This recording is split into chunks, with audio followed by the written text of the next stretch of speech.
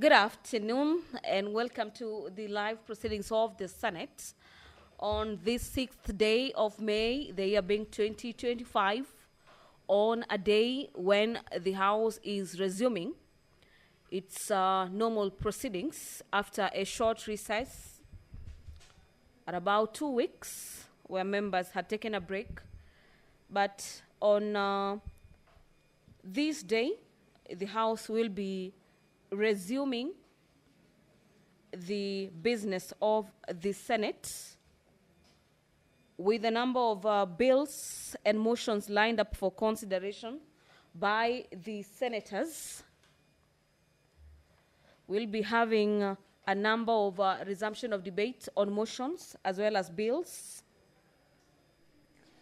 We have the report of the 14th ordinary session of the Plenary Assembly and the related meetings of the Forum of Parliamentarians of the International Conference of the Great Lakes Region in Livingstone, Zambia, from the 15th to the 19th of April 2024, taking precedence in the order paper this afternoon. The House will equally debate other motions where senators represented the Senate of the Republic of Kenya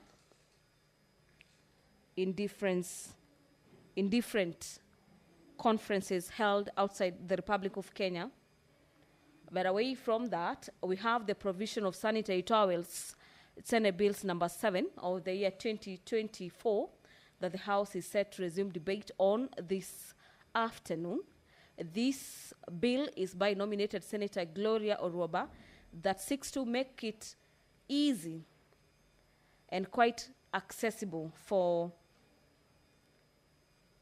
Kenyans to access sanitary towels, especially the school-going children. And in a nutshell, this bill seeks to end the issue of period poverty. The Sports Amendment Bill, Senate Bills number 33 of the year 2024 by Senator Edwin Sifuna. It is a bill currently at the second reading, or popularly known as the second stage of the bill, where senators will be resuming debate this afternoon on the Sports Amendment Bill. And the debates will be heavily on the various amendments proposed into the existing Sports Act. The County Statistics Bill, Senate Bills number 5 of the year 2024 by Senator Ibrahim Roba, is yet another bill that the Senate is set to debate this afternoon. But away from the motions and a number of bills that the Senate will be debating this afternoon,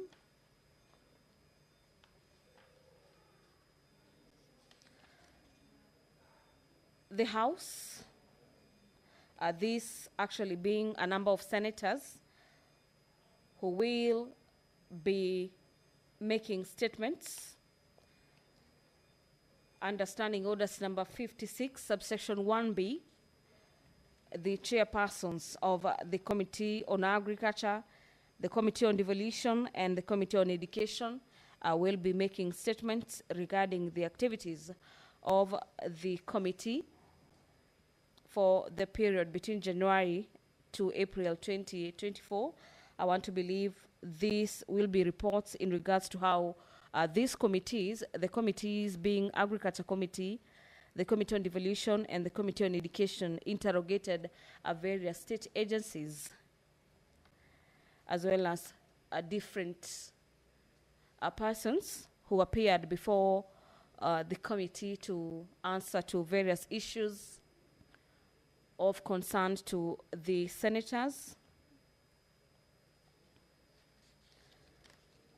The senator for Vihiga County, and this is pursuant to Standing Orders number 5.3, subsection 1, will be seeking a statement from the Standing Committee on Health regarding the existence of expired medication in public health facilities countrywide.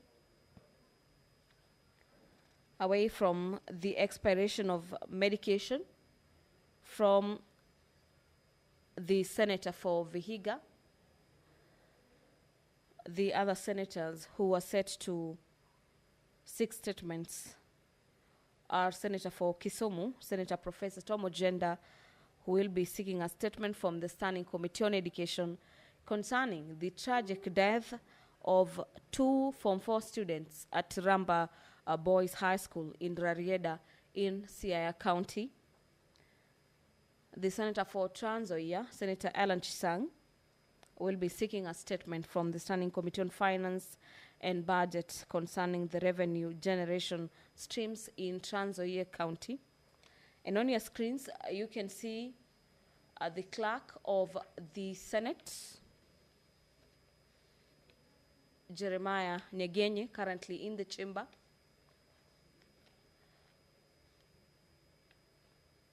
Conversing with the leader of the majority party, Senator Aaron Cheriot, rather. And these are just but the last minute's preparation before the House kicks off its business this afternoon.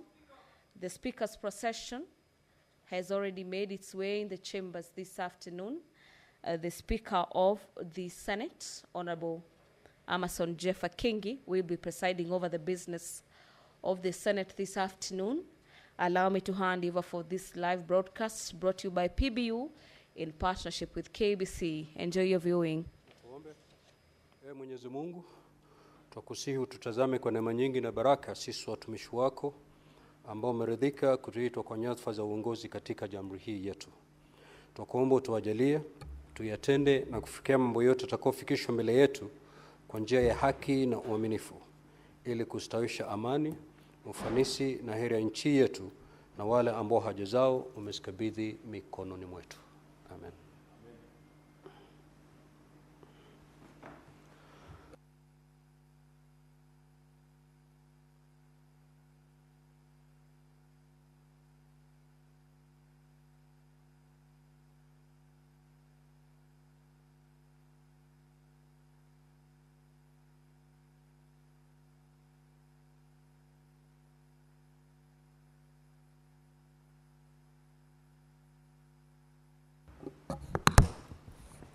Clerk, do we have quorum?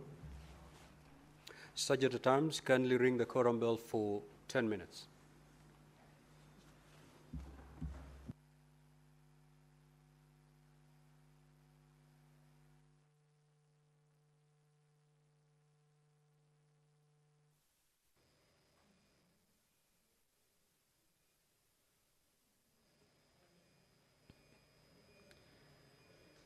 The business of the Senate has officially commenced this afternoon on a day that the House is resuming its normal business from a short recess. And upon the commencement of the business, we have the quorum bell on ring mode, and this quorum bell follows a directive by the Speaker for the Sergeant at Arms to ring the quorum bell for 10 minutes to give some senators a leeway to make their way into the chambers this afternoon. Already senators, upon hearing that quorum bell, who are still within the presence of Parliament, are on their way to the chambers this afternoon to allow the House curate for the continuation of the business before the Senate this afternoon. On your screens, you can see senators making their way into the chamber this afternoon. And immediately we get a signal from the Sergeant at Arms that that quorum has been achieved. I will be handing you over back to the chamber this afternoon, so we can follow up on the live proceedings of the House. A head count is ongoing.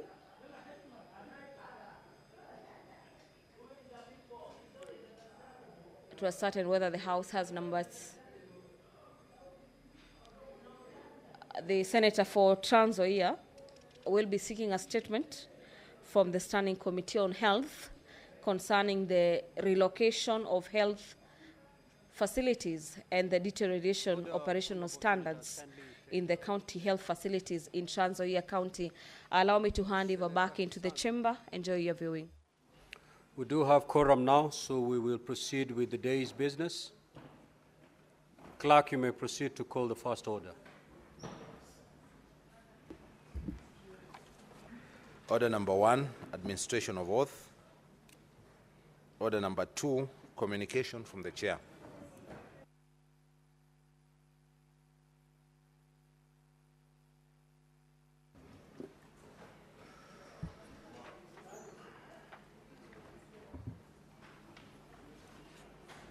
Senator Fernandi, take your seat. We are waiting for you.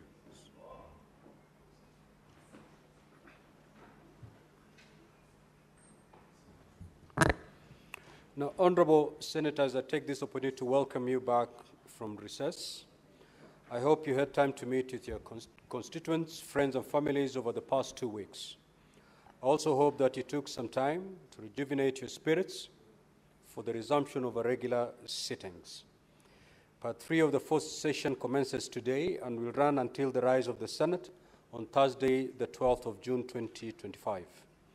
Honorable senators, as you will recall, in Part 2 of the session, the Senate considered and passed 7 bills, being the County Government's Additional Allocations Bill, Senate Bills number 1 of 2025, the Energy Amendment Bill, Senate Bills number 42 of 2023, the County Public Finance Laws Amendment Bill, Senate Bills number 39 of 2023, the County Assembly Services Amendment Bill, Senate Bills number 34 of 2023, the County Assembly's Pension Scheme Bill, Senate Bills number 14 of 2024, the Land Amendment Bill, National Assembly Bills number 40 of 2022, the National Disaster Risk Management Bill, National Assembly Bills number 24 of 2023.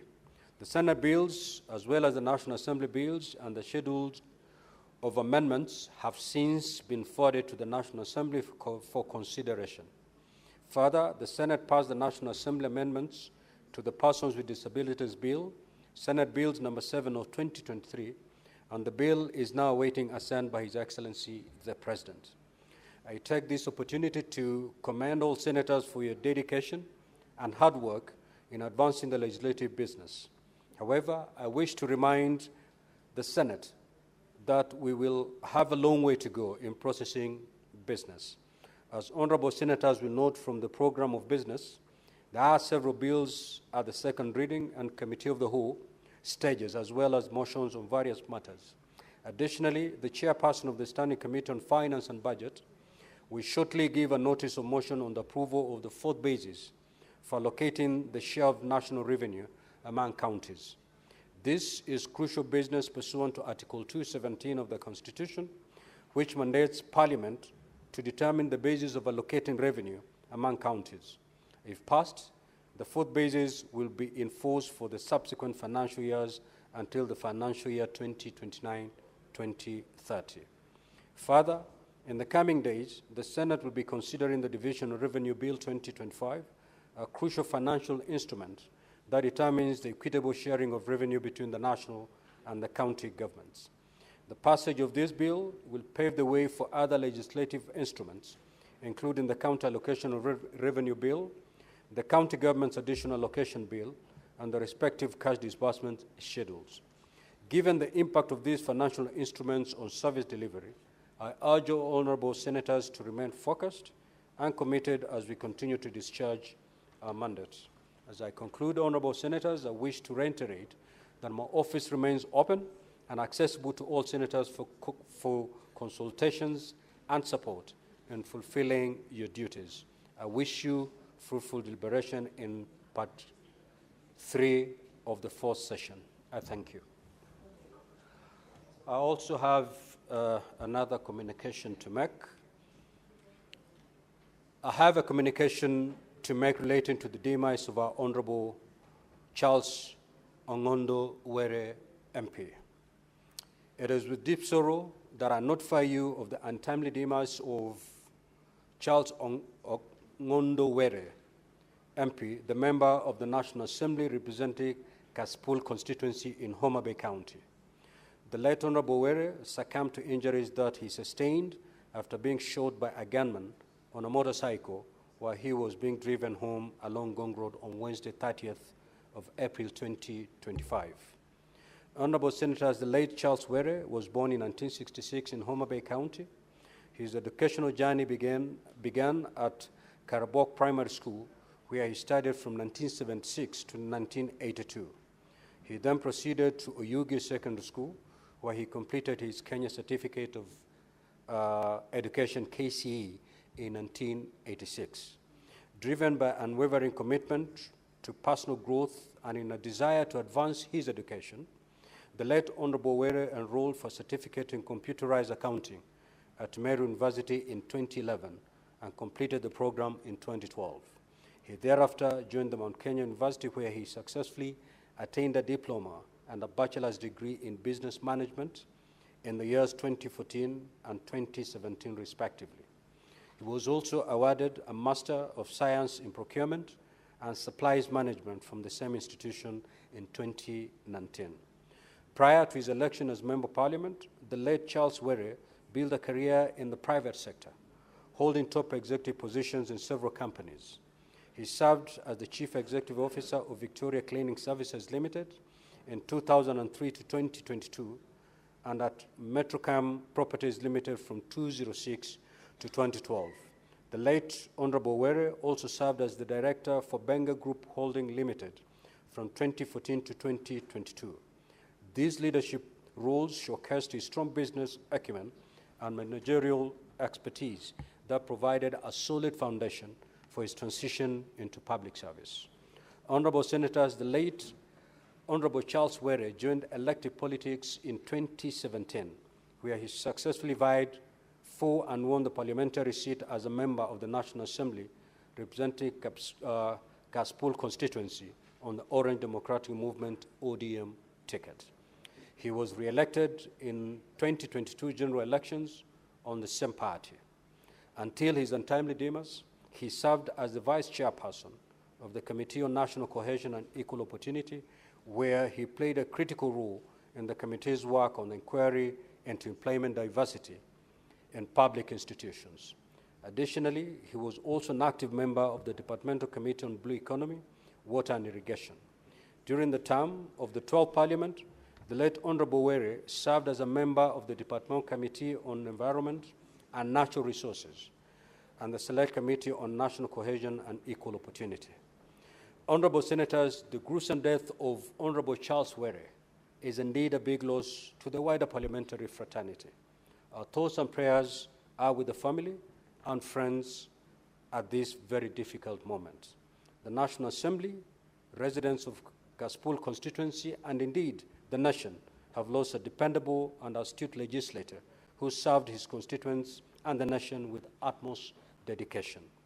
A condolence book has been opened at the Senate reception, main Parliament buildings, for honorable senators, members of the National Assembly, and parliamentary staff to commensurate with the family of the late member. On behalf of the Senate and on my own behalf, I extend my heartfelt condolences to the family of the late Honorable Charles Were MP, as well as the residents of Kaspool constituency during this difficult time. In honor of a departed colleague, I request that we all stand and observe a minute of silence.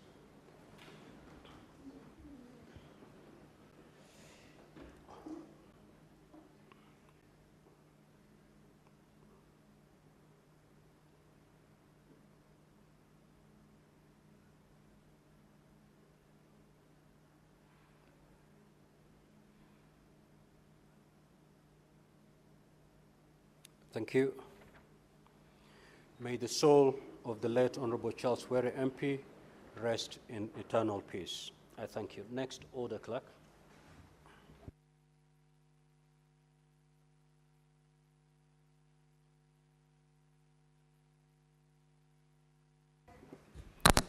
Maybe, honorable senators, before I allow the clerk to call the next order, I will allow honorable senators who wish maybe to remember their colleague to express their desire to say something, and if you're given the floor, kindly keep it under 3 minutes. The Honorable Tom Ojenda.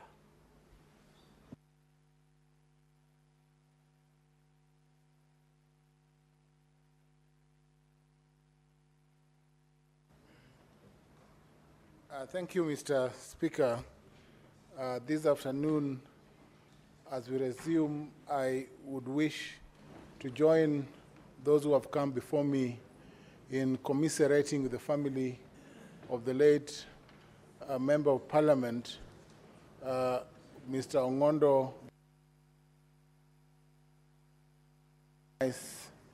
in a manner so gruesome and so sad as to paint a picture of insecurity on every elected member. Mr. Speaker, as a member of the Orange Democratic Movement Party, ODM, the family of ODM is mourning and will continue, Mr. Speaker, to mourn during this period before we lay the late Ongondo Were to rest on Friday the 9th at Kasipul.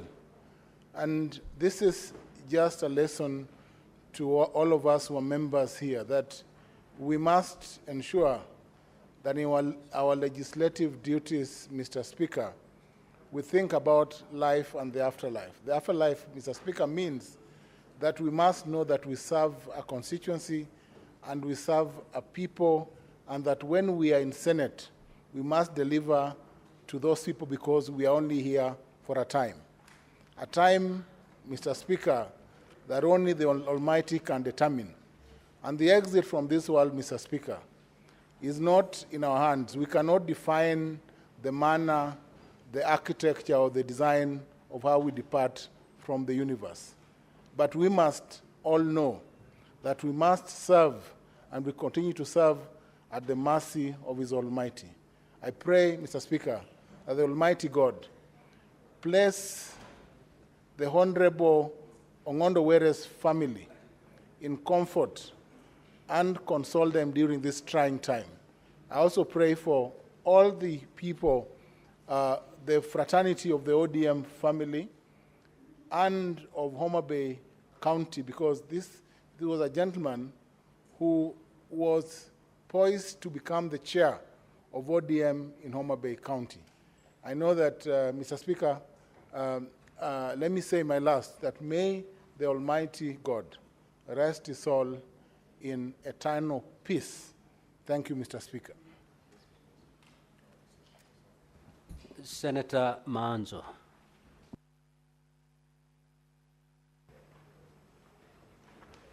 Thank you, Mr. Speaker. Mr. Speaker, I had an opportunity to serve with the Honorable Were as the National Assembly for 5 years. Mr. Speaker, I want to say that what happened to him is very bad and very sad. It was done with precision, and the killer made sure that the number of bullets down, that he had no chance to survive. Mr. Speaker, such brutality against an elected member or any other person is not warranted at all. Mr. Speaker, this caused the country on the nature of security and security systems in the country, so that, Mr. Speaker, we can be able to have everyone taken care of, not only by the police, but also by society. Even those who are with him were not able to help him or able to deal with the assassins immediately. Mr. Speaker, we have seen some arrests, and we hope that those are the right arrests, and the killers of Were and the family of Were will get justice. We pray that this doesn't happen again, and that the security systems learn something about it and improve security not only of elected members, but of every single citizen of the country. We condole with the family, Mr. Speaker, on behalf of myself and on behalf of the people of Makueni, and pray that God may strengthen the family, and that his children and the rest of his relatives and friends may bear this with strength. I do thank you, Mr. Speaker, for giving me this opportunity. May his soul rest in eternal peace. I thank you. Senator Osotsi. Mr. Speaker, I also want to send my condolences on my own behalf, my family, and the people of Vihiga County to the family, friends of Honorable Ngondo Ere, who I know very well, having served with him in the National Assembly, 12th Parliament. And this is one gentleman that I was interacting with all the time, because he was one of our very strong party members, a member who was very loyal and very committed to the party. And I was surprised to hear that he had been killed just 1 hour after I met him, Mr. Speaker. I met him while coming from my office on the first floor of KICC, and I met him on the ground floor. And he was on phone throughout. I stood there waiting for him to finish his phone call, and he continued talking on phone, clearly talking to someone on the other side, and appeared like they were in a very tense discussion.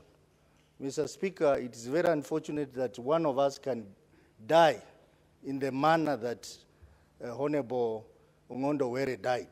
All we can say is that the killers of Honorable Were must be brought to book. In fact, by now, Mr. Speaker, we should be told who killed Honorable Ngondo Were. The things we are hearing in the media, the defamation that is happening in the media against Honorable Ngondo Were is very unfortunate, Mr. Speaker. In our culture as lawyers, even if someone had issues, we don't discuss negative things about him when he's dead. I think we call on the media to be very objective so that we should not appear like we are condemning someone when he's dead.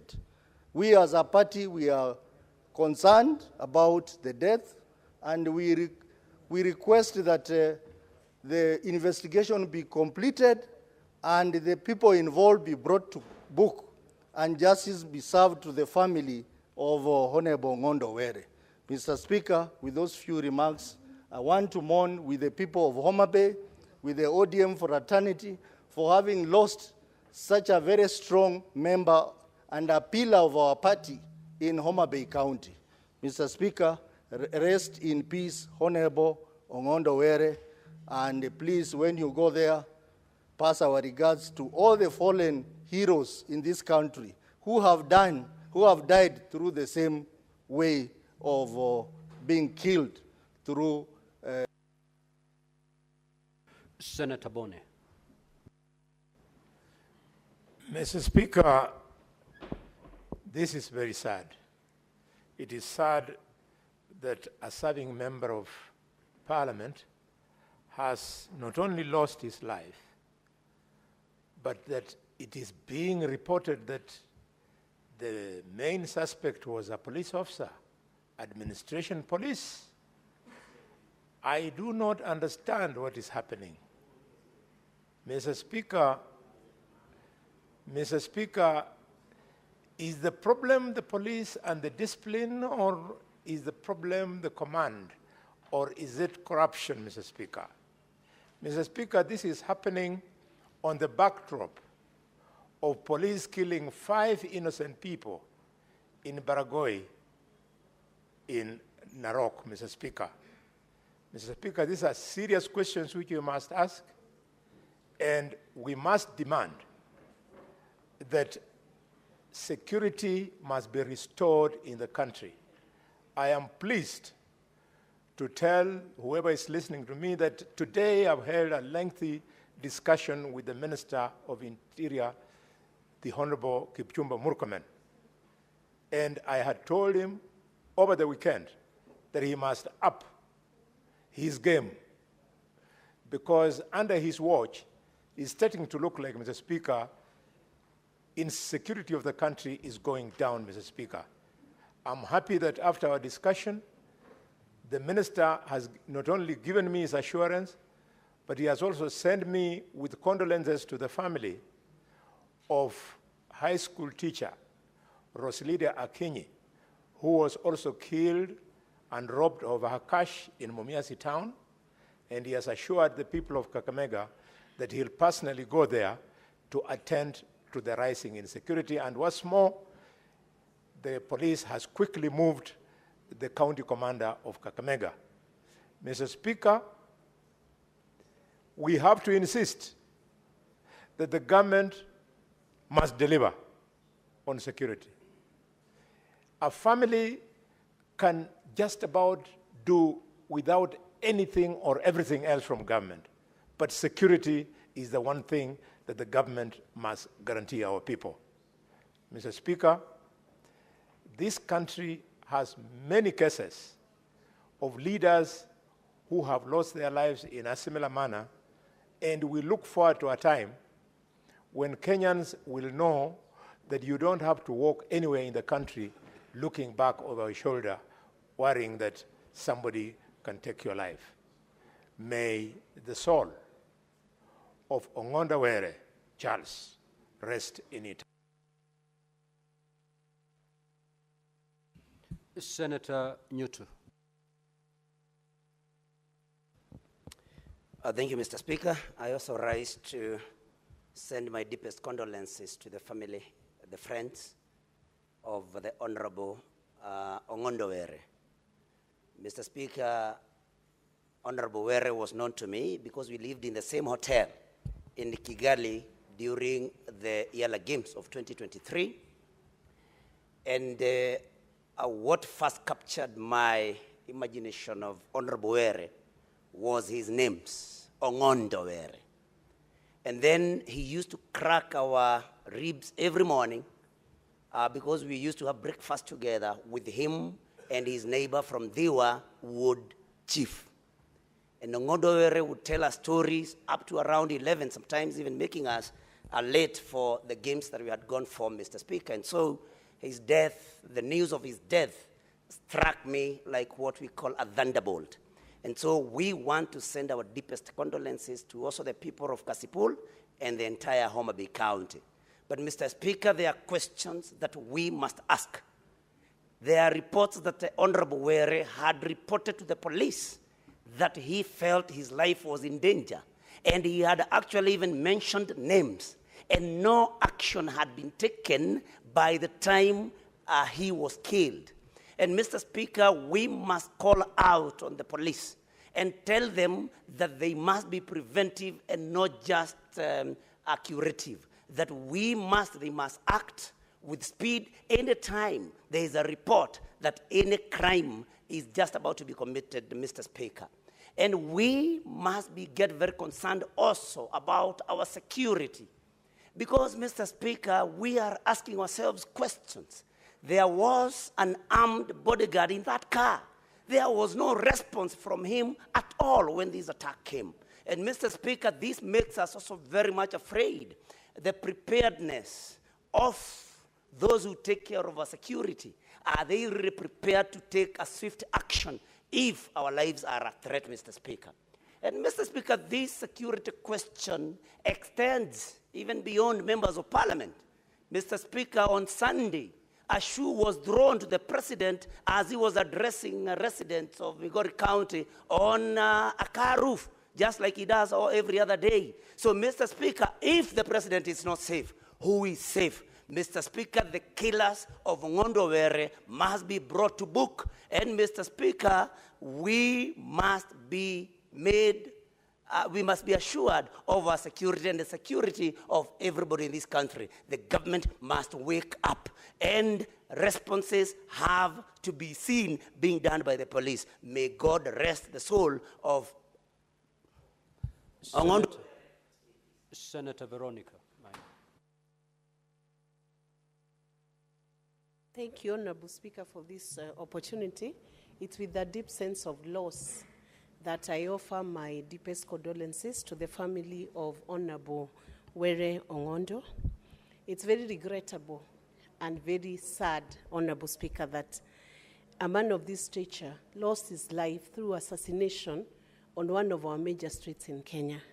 Mr. Speaker, I have thought about the kind of surveillance cameras we have in the city, and I'm hoping that the IG, together with the DCI, will uncover the killers of Honorable Were and even give the reason why. We must understand the mens rea behind the minds of those who killed this Honorable Member of Parliament. And I have read a lot of issues that have been raised on social media. I do not know how truthful those issues are and whether they are just something being done to cover up for the loss of this Honorable Were. He struck me as an honorable gentleman, Honorable Speaker, who was even God-fearing. And what I have read in the social media does not come anywhere close to the kind of person whom I thought we knew in Parliament. But there is no justification for killing a man, because if you have any complaint against any leader or any person anyway, this should be reported to the relevant authorities for investigations to be done. It is very sad, Honorable Speaker, that a member of Parliament could lose his life today the way Honorable Were did. And I know there are those who will shout and say, why are you only thinking about Honorable Were? Honorable Speaker, there is no death that should be celebrated, either of a young man or of a girl, or anybody who loses their life in an unfair manner and in an unjustifiable manner, Honorable Speaker. And for all this, we condemn as Senate. We strongly condemn acts of violence and any act that brings injustice and loss of life. We must start to respect life as a nation. And Honorable Speaker, the space that I have seen on social media, the way it's being utilized, those platforms are now under gross abuse. And there's a lot of cyberbullying, Honorable Speaker. And not only members of Parliament are facing this, but even women, Honorable Speaker, are heavily targeted. And that's why we also have femicide cases going high, Mr. Speaker, and women losing their lives, Mr. Speaker. So I pray that as a society, we need to have a deep reflection of the actions that we are undertaking. Even as young people, our young people, we need to have a deep reflection of the way we are engaging on the social media platforms. Let's send messages of hope. We should not allow families to be attacked. Honorable Were Ongondo's family should be respected right now. Senator Sifuna. Honorable Speaker, let me join my colleagues in extending our heartfelt condolences to the family of the late Charles Ongondo Were. This afternoon, led by the Speaker of the National Assembly, we had occasion to pay our respects as his colleagues. He's lying at the Lee Funeral Home, and we also had occasion to go to his home in Karen to condole with his family. The MP for Kasipul has left a very young family, Honorable Speaker, and assurances have been given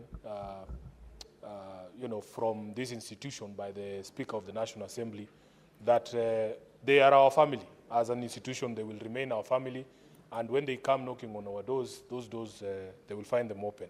Honorable Speaker, as a senator of Nairobi, where this incident happened, it is quite unfortunate because we have to explain to the people of the country what the state of security in Nairobi is.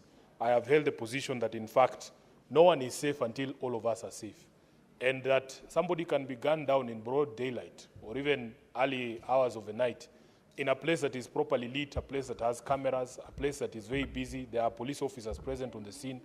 It speaks to something that these criminals know, that somehow they believe that they can actually get away with it. Honorable Speaker, we continue to ask the police to do a very thorough investigation.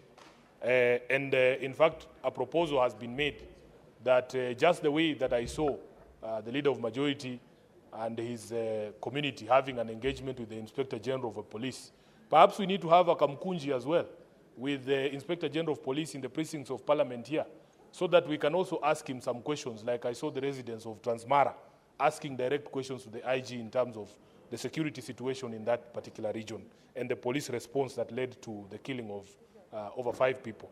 Honorable Speaker, as the SG of ODM, I take this opportunity again to register the condolences of the party, the entire party, to the family of Ongondo Were, to the people of Kasipul, and want to urge them, Honorable Speaker, because we have planned that tomorrow we will be having a memorial at Consolata Shrine in Westlands, and then we will be interring him on Friday. We hope that we can have an event that is respectful enough of the dearly departed member, and that it will be devoid of unnecessary sideshows, Honorable Speaker. We as a party are going to put in place whatever mechanisms we can. But you know, people imagine that political parties have a lot of power, Honorable Speaker. ODM does not have powers to arrest anyone. We do not have powers to provide security. We also depend on these institutions of state. And if the police don't do their jobs, then all of us are at risk. I want to finish there, Honorable Speaker, and wish that the soul of our brother, Charles Ongondowere, we used to call him Sir Charles, rests in eternal peace. I thank you, Honorable Speaker. Senator Wambua.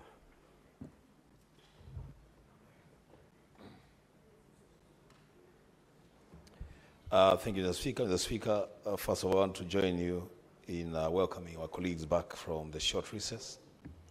And of that, Mr. Speaker, in the days that follow today, Mr. Speaker, we shall be able to apply ourselves to the tasks ahead of us. Mr. Speaker, I join my colleagues in condoling the family of our departed friend and brother, Honorable Charles Ongondowere, who met his death, Mr. Speaker, in very, very mysterious circumstances. Mr. Speaker, Honorable Charles Were was a friend, and not just a friend, he was a teammate. Mr. Speaker, remember we have teams in this parliament, and Honorable Were was one of the members that were doing the tug of war for the Parliament of the Republic of Kenya, and we pulled the rope with him. A very, very committed leader, a very committed sports person. So, Speaker, I only find consolation in the word in the Bible, the book of Job 4:1, that a man born of a woman is short of days and full of trouble. That any man born of a woman will surely have to die. Mr. Speaker, the only thing that we are asking is that the security of every Kenyan is important. That the death of Honorable Ongondowere came shortly after the killings that have been reported in Angata Barikoi, in Narok County. The Speaker is reason to get worried. And I want to associate myself with the sentiments expressed by Senator Sifuna, that perhaps as Parliament, the entire Parliament, we need to have a conversation with the Inspector General of Police on matters security, not just for members, but the security of every Kenyan in every corner of this country. So, Speaker, this morning, a bus was impounded on its way from Mombasa to Meru in Kitui, carrying explosives disguised as milk in some cartons, complete with the apparatus used for detonating the explosives. The Speaker, it is very, very important that this country feels secure. As things stand now, everybody is scared about their lives. I want to call upon the police to tighten security and ensure that every Kenyan in every corner of this country feels secure. The Speaker, may the soul of Honorable Were rest in God's eternal peace. Amen. Senator Beatrice Kenya. Honorable Speaker, I rise to mourn a gallant son of Homa Bay County. Honorable Speaker, the loss of Sir Charles Ongondowere, as we refer to him, is not only a loss to the Kasipul constituency team, but to Homa Bay County at large, to Parliament, to Kenya, and to the ODM party. Honorable Speaker, Honorable Ongondowere was a utility player of the parliamentary team of Homa Bay County. He was a man that was reliable. Ongondowere was a team player. And Honorable Speaker, Sir Charles was a player that anybody would rely on. If Ongondowere believed in you, Honorable Speaker, he had no two ways about it. He's a man who said yes when he meant it and no when he meant it, Honorable Speaker. The Kasipul fraternity has lost a worker. In Kasipul constituency, Honorable Speaker, Ongondowere is referred to a husband of the widows, all the widows in Kasipul. Ongondowere was referred to the father of all orphans in Kasipul constituency. Honorable Speaker, not everybody will like you in this life, but I can tell you Ongondowere was somebody who was celebrated by the people who believed in him. We call for calm. As I've said, he had friends across both houses of parliament.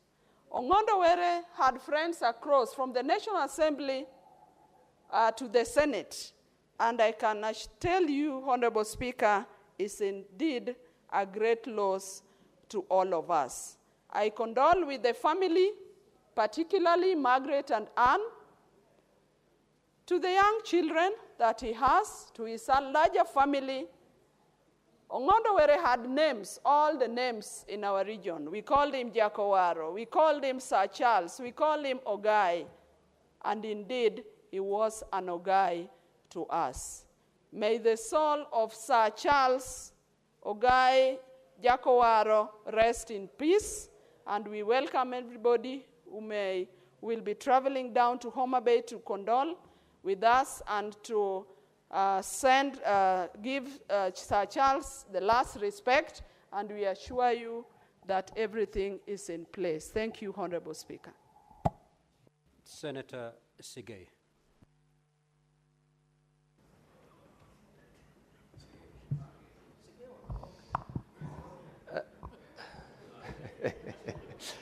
I thank you, Mr. Speaker.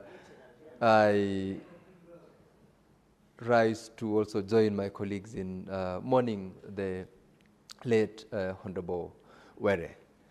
And as everyone has said, one life is as important as the rest of us. Losing one man, whether he's a member of parliament, whether he's not a member of parliament, is so painful to the country that whenever we have an incident like the circumstances that led to the passing on of the Honorable Were, everyone would condemn in the strongest terms possible. And even as we mourn him, we also call upon the relevant government agencies and institutions involved in the investigations to ensure that it is not only going to get us to the bottom of what caused the assassination of Honorable Were, but also the security of the rest of us Kenyans. Whenever such incidents happen, everyone else feels unsafe, and we would want to live in a country where you can see tomorrow because of the security situation that the country is experiencing. Honorable Were was one of us in the parliament, and the people of Homa Bay and the people of Kasipul Kapondo, the constituency that he represented, are mourning with us and with the rest of the country. And we ask that his soul be rested in eternal peace, and urge Kenyans to also be calm, keep calm, and be at peace to allow the relevant government institutions to conduct their investigations and hopefully get to the bottom of it and give the country a report as to the cause of this very painful death. Mr. Speaker, we pray that the family of the late Ongondowere be also comforted by words of encouragement that has come from across the country, and as they prepare to put his soul to rest, we support them in whichever way and manner that we can as a House. I thank you, Mr. Speaker. Senator Wafula.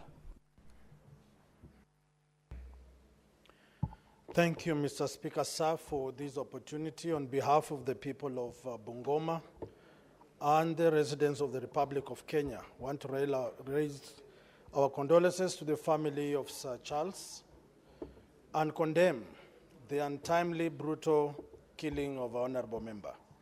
Mr. Speaker, sir, my interactions with Honorable Sir Charles was a humorous man. Sir Charles was a gentleman who liked doing exercises. At a time like this, when free, he will be at the gym, ensuring that he is fit to face the turbulent political experiences at the grassroots level, Honorable Speaker. And it was with great shock to realize that, Honorable Speaker, that after his demise, we are still gazing, we are still hoping and wishing that answers are given at this spur of the moment.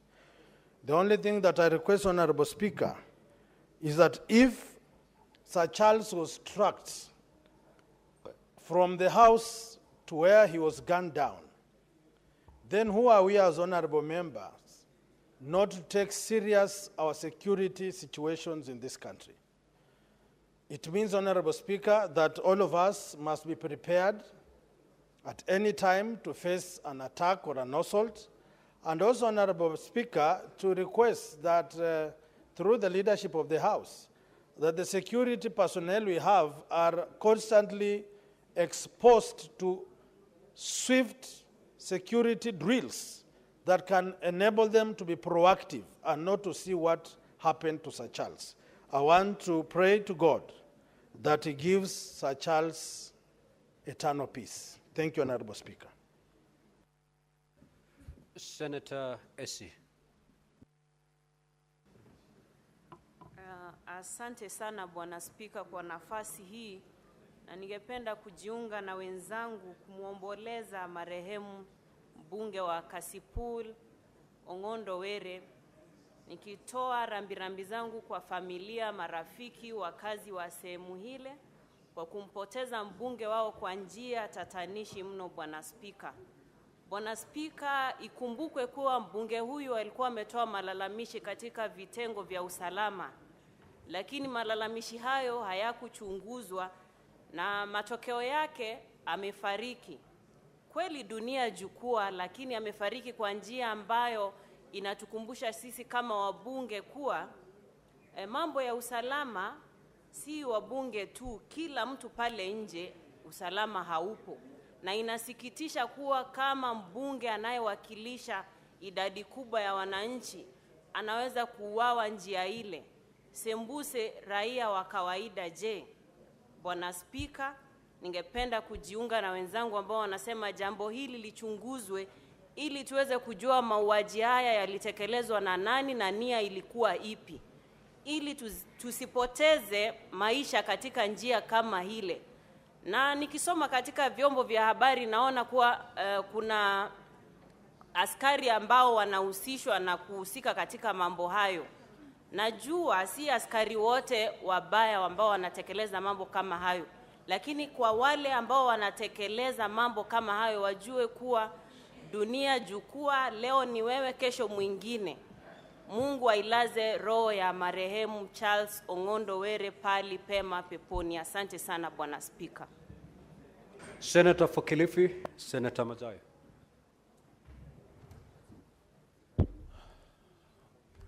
Asante mstahiki Spika. Mstahiki Spika, kwanza nataka kutoa rambirambi zangu kwa familia na jamii, marafiki na wale wote waliokuwa karibu na familia ya Charles Ong'ondo Were. Bwana Spika, kama tunavyoelewa ni kwamba familia hivi sasa wanalia kwa sababu walipoteza mzee wao. Familia ya Mheshimiwa Were ni familia ambayo katika huzuni wakati huu. Bwana Spika, sio wakati wake kwamba aliweza ulikuwa umefika wakati wa Mwenyezi Mungu, lakini mambo yaliyotendeka na majambazi. Jambo la kusikitisha kabisa ni kwamba baadhi ya hao majambazi wengine wao ni mapolisi, na hili ni jambo la kusikitisha sana. Ikiwa sisi sote tunalindwa na maaskari na alafu hawa askari hao wanatuendea kinyume, itakuwa ni jambo la kusikitisha sana. Bwana Spika, tunataka uchunguzi ufanywe kisawasawa, na wale watakaopatikana na hatia hukumu iweze kupeanwa kisawasawa vile vile, kwa sababu waliokitenda ni jambo la kusikitisha. Na pia vile vile kuona ya kwamba hivi sasa waheshimiwa wengi sasa wako katika hali ya kwamba sintofahamu ya kuogopa, kutojua ni nani mwingine atakayeangushwa na risasi. Bwana Spika, tunaomba tu ya kwamba wale maaskari hata wale wote waliohusika, ni kwamba kile kitendo kilichofanyika ni kitendo kimefanyika kwa mheshimiwa, na tujue hawa waheshimiwa wengine pia, hata ikiwa huko na askari, lakini ikiwa askari atakuwa hawezi kutetea, itakuwa jambo pia vile vile kusikitisha. Kwa hiyo Bwana Spika, mimi tunataka kusema kwamba kwa wale waliofiliwa na mpendwa wao, nataka tuweke mbele za Mwenyezi Mungu, tuwaombee, tujue ya kwamba hilo ni kosa lilifanyika, ni mauti yalifanyika ya Ong'ondo Were, na kwamba Mwenyezi Mungu ataweza kuiweka roho yake mahali pema peponi. Asante sana Bwana Spika. Senator Fanyamera, Senator Magena. Yes, thank you, Mr. Speaker. Mr. Speaker, it's with deep feelings of sadness and grief that I also convey my message of condolences to the family of our departed colleague, Ong'ondo Were, whom I personally knew and interacted with last time ODM Azimio at a meeting in Oyugis. Mr. Speaker, we all must join hands in condemning this senseless act of murder. We should never allow a situation, Mr. Speaker, where the only way people can respond to any grievance is through murdering a fellow citizen. And Mr. Speaker, this also calls for the government to ensure that the security of all Kenyans, not just honorable members of parliament, that for all Kenyans, their security should be guaranteed, their security should be secure, Mr. Speaker. We look to no one else but other than the government of the day to ensure that our security is guaranteed. Mr. Speaker, I hope that all security agencies will do all that is humanly possible to apprehend those who are behind the killing of Honorable Ong'ondo Were. Mr. Speaker, the only way you can deter future crime is by ensuring that those who plan and execute such murders, Mr. Speaker, are apprehended, brought to book, and made to pay painfully for the crimes that they have committed. But I've also gone through serious reflection, Mr. Speaker. I've looked at social media and seen the kind of hatred and anger that Kenyans have against us, members of parliament.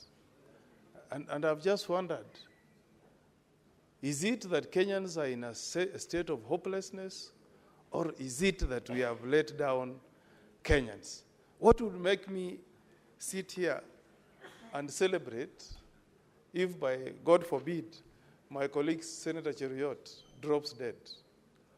I mean, how inhuman can citizen be against a fellow countryman or woman? I mean, what I read in the social media made me wonder. And I want to travel all the way to Kasipul, to look at the people of Kasipul, just to understand what.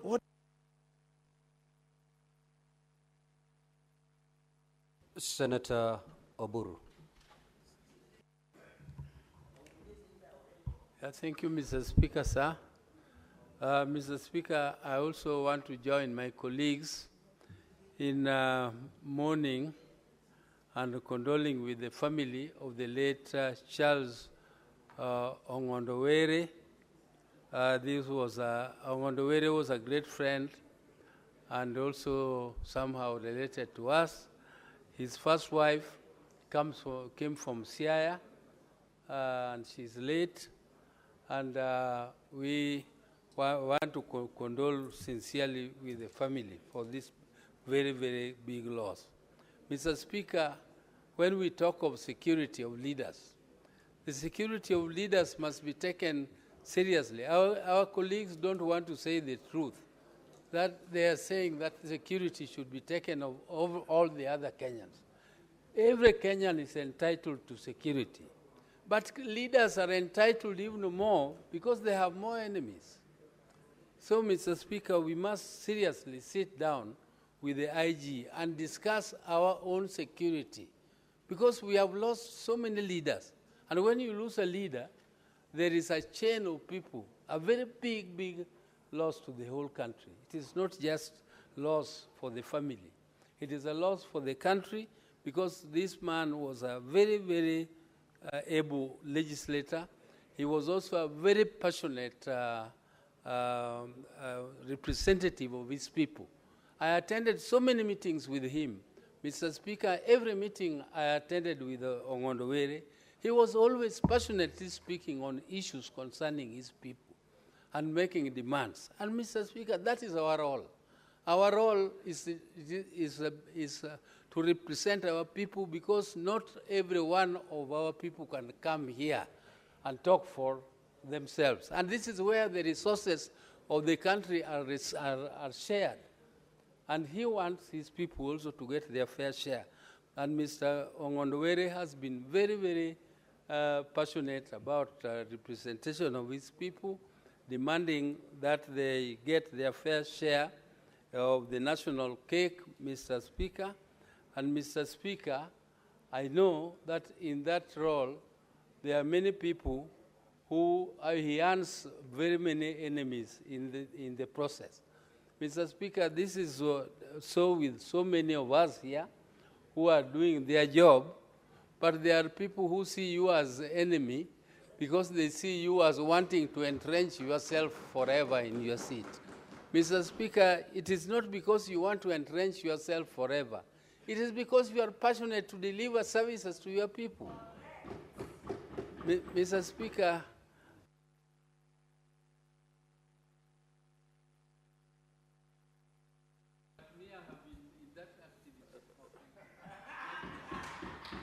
Senator Kinyua. Asante Bwana Spika. Na kwa uchungu mwingi Bwana Spika, nataka kuungana na maseneta wengine kuomboleza kumpoteza kwa mbunge Sir Charles Were wa Kasipul. Bwana Spika, Mheshimiwa Were namjua kwa sababu kila wakati nikienda katika ukumbi wa michezo wa gym, Bwana Spika, nampata pale kwa sababu yeye kila wakati ni mtu wa kutaka kufanya mazoezi Bwana Spika. Kwa hivyo Bwana Spika, nimemjua pale na nikamjua kama mtu mcheshi sana Bwana Spika. Bwana Spika, ni uchungu mwingi yule mbunge kuuliwa, kupigwa risasi Bwana Spika. Na kile ambacho maswali ambayo yalikuwa yanapitia katika akili yangu Bwana Spika, yeye alikuwa na walinzi wake. Hakuna ripoti yoyote inaonyesha kwamba Bwana Spika, walinzi wake walijaribu kuwafurusha wale ambao walikuwa wakijaribu, walimuua yule mheshimiwa Bwana Spika. Kwa hivyo maswali tunayojiuliza, hawa walinzi Bwana Spika, kazi yao ni ipi Bwana Spika? Bwana Spika, kile kingine ambacho kinaniudhi zaidi ni ya kwamba Were alikuwa amesema maisha yake yamo hatarini Bwana Spika.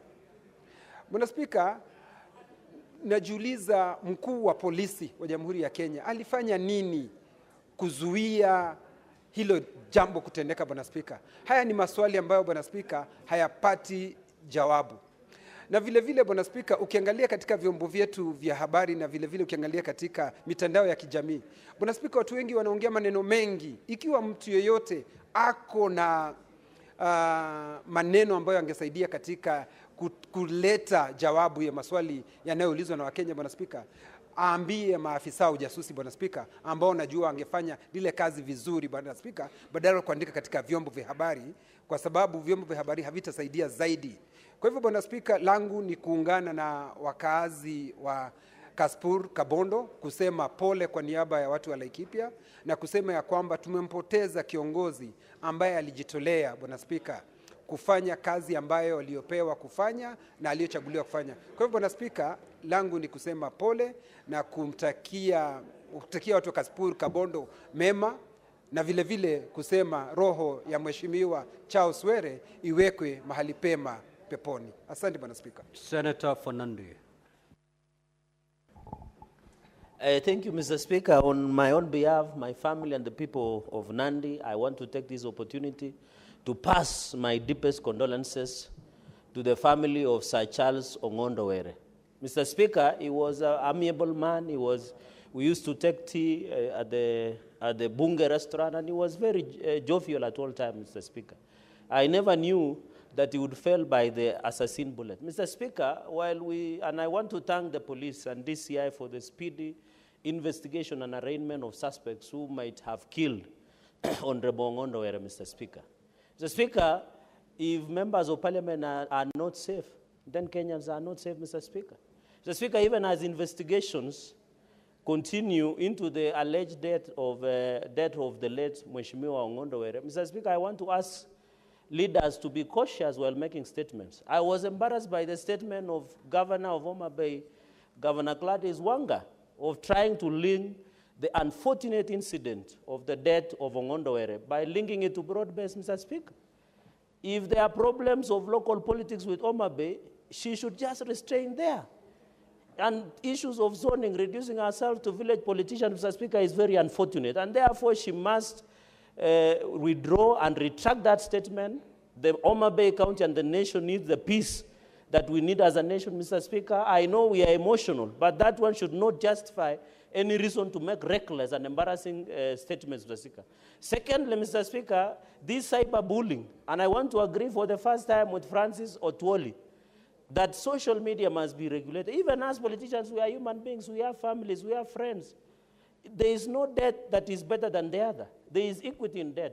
Mr. Speaker, in as much as we are pushing the police in conclusion to fast-track the investigation and arraignment of assassinations of Honorable Ongondo Were, we must also be told who killed the 6 people in Angata Baragoi, Mr. Speaker.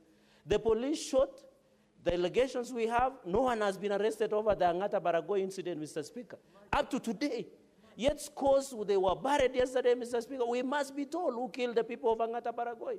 It is the sad reality is that in Interior Ministry, there is incompetence that is costing lives, Mr. Speaker. And I think it's the high time that the president must change the security apparatus in this country, Mr. Speaker. You saw even in Baringo, Mr. Speaker, where people are being killed like dogs, Mr. Speaker. Kerio Valley, incompetence is costing lives, Mr. Speaker. And it is high time that CS Murkomen must resign. There is more insecurity that in this country than has happened, Mr. Speaker. I wish you would borrow notes from Professor Kithure Kindiki, Mr. Speaker, so that we are safe. I saw Boni Khalwale also complaining, Mr. Speaker, and you know he has several homes and wives. So we are not saying the government should provide security for all the wives of Senator Boni Khalwale, but we want everybody to feel secure, Mr. Speaker. Senator Chimera.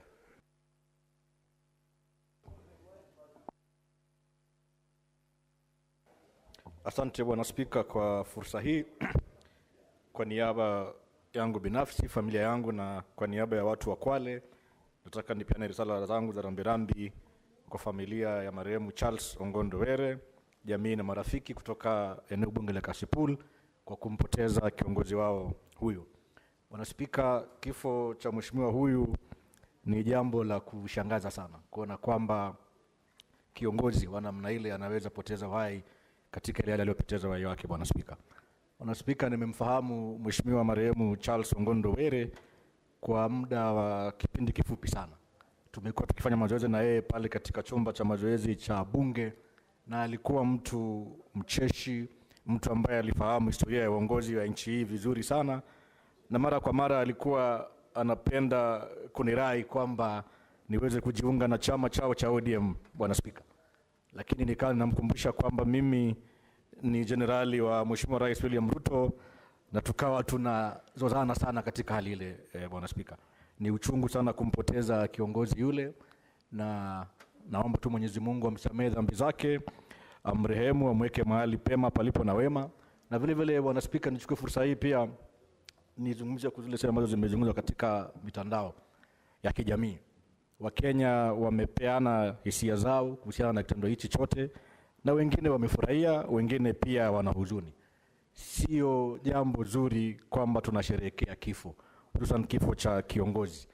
Bwana Spika, kifo ni uchungu sana, na sisi sote pia tutapitia safari hiyo. Kwa hivyo niwaombe tu Wakenya wawache kuwa na semi zile na hisia zile, tuipatie fursa watu wa vyombo vya usalama waweze kufanya uchunguzi wa kina. Wale ambao watapatikana na hatia, Bwana Spika, sheria kali na hatua kali ziweze kuchukuliwa na kuhakikisha kwamba familia hii ya Mheshimiwa marehemu Charles Ongondo Were imeweza kupata haki. Bwana Spika. Bwana Spika, asante sana. Mwenyezi Mungu aweze kumsamehe dhambi zake Mheshimiwa Charles Ongondo Were. Senator Isaboy. Asante sana Mheshimiwa Spika kwa kunipa fursa hii na mimi niweze kuchangia na wanaseneta wenzangu kwa kifo cha mwenzetu mwenda zake Mheshimiwa Charles Were.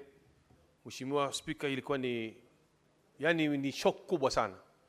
Manake ni siku hiyo mimi nilikuwa hapa bungeni, nilikuwa nimekuja kikazi yangu kuja kufuata mambo yangu, tukakutana naye hapa chini hapa. Na nilikuwa na karatasi yangu nataka kusainiwa ya pasako bunge sako. Basi wakaniambia nisubirie hapo kidogo nitakuona, lakini bahati mbaya mimi nikakimbilia kwa mtu mwingine akanisainia, so hatukuweza kumaliza. Baada ya muda jioni nikapata habari kwenye taarifa habari kwamba ametuacha yeye mheshimiwa mwenzetu. Mheshimiwa Spika, kuna haja sisi viongozi kama wabunge, maseneta tuweze kupata ulinzi wa kutosha kabisa. Kwa sababu mlinzi mmoja sasa hii pia hatoshi. Wewe umeona wewe mwenyewe juzi huyu kiongozi amepigwa risasi akiwa na bodyguard wake mmoja. Je, sisi wengine ambao tuko na bodyguard mmoja na pia hali zetu kama hivyo, sisi tutakuja kumaliza wakati mmoja? Mimi naomba kama maseneta wenzangu tuweze kuhakikisha kama tuongeze ulinzi. Tupate ulinzi wa kutosha Mheshimiwa Spika. Kwa sababu hali ni kama hii, mwenzetu leo ameondoka, hatujijui sisi wenyewe tutakuwa namna gani kesho. Kwa hivyo Mheshimiwa Spika, yangu ni kupeana rambirambi zangu na risala kwa familia ya marehemu. Mwenyezi Mungu alaze mahali pema peponi, na sisi viongozi wenzetu tuweze kujihadhari na tuweze kujikinga, kwa sababu mauti hutokea wakati wote. Lakini lazima tuongee na lazima tuseme ukweli kwamba tupate ulinzi wa kutosha, au sivyo mbona msemi basi mkasema tuongezewe bwana? Asante sana Mheshimiwa Spika. Senator Faki. Asante Mheshimiwa Spika, mimi kunipa fursa hii kujiunga na maseneta wenzangu pamoja na wewe Spika kutoa rambirambi zetu kwa mwenda zake Charles Ongondo Were ambaye alikuwa ni mbunge wa Kasipul. Mheshimiwa Spika, mwaka juzi tulitembelea nyumbani kwake, tulikuwa tumekwenda kwa mkutano kule Homa Bay na akatufariji kwa chakula cha mchana hiyo siku Mheshimiwa Spika, na tulijua kwamba kweli apendwa na watu wake na vile vile pia ni mtu ambaye si mtu wa kutaka makubwa Mheshimiwa Spika. Na mara nyingi utampata bunge hapa anafanya kazi zake na anaendesha shughuli zake bila ya kuwa na mambo yote ambayo yalikuwa si ya kawaida. Kwa Mheshimiwa Spika, kifo chake ni pigo kwa chama chetu cha ODM, ni pigo kwa bunge na ni pigo pia kwa taifa Mheshimiwa Spika, hususan kwa sababu ameuliwa katika hali ambayo yatatanisha. Mheshimiwa Spika, usalama ni kweli umezorota na ipo haja ya taasisi husika akiwemo waziri, IG wa polisi pamoja na taasisi nyingine kuchukua hatua za haraka ili kujaribu kuzuia mmomonyoko huu wa usalama katika nchi yetu ya Kenya. Asante sana Mheshimiwa Spika kwa kunipa fursa hii. Senator Beth Siengo.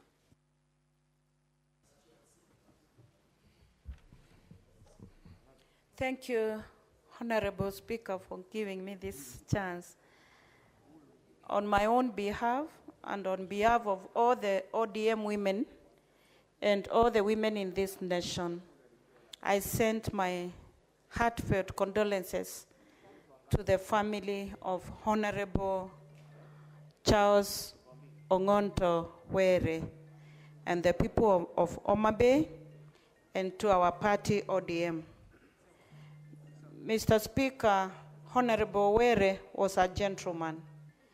As the leader of the women in our party, I had several chances to interact with him and to work with him.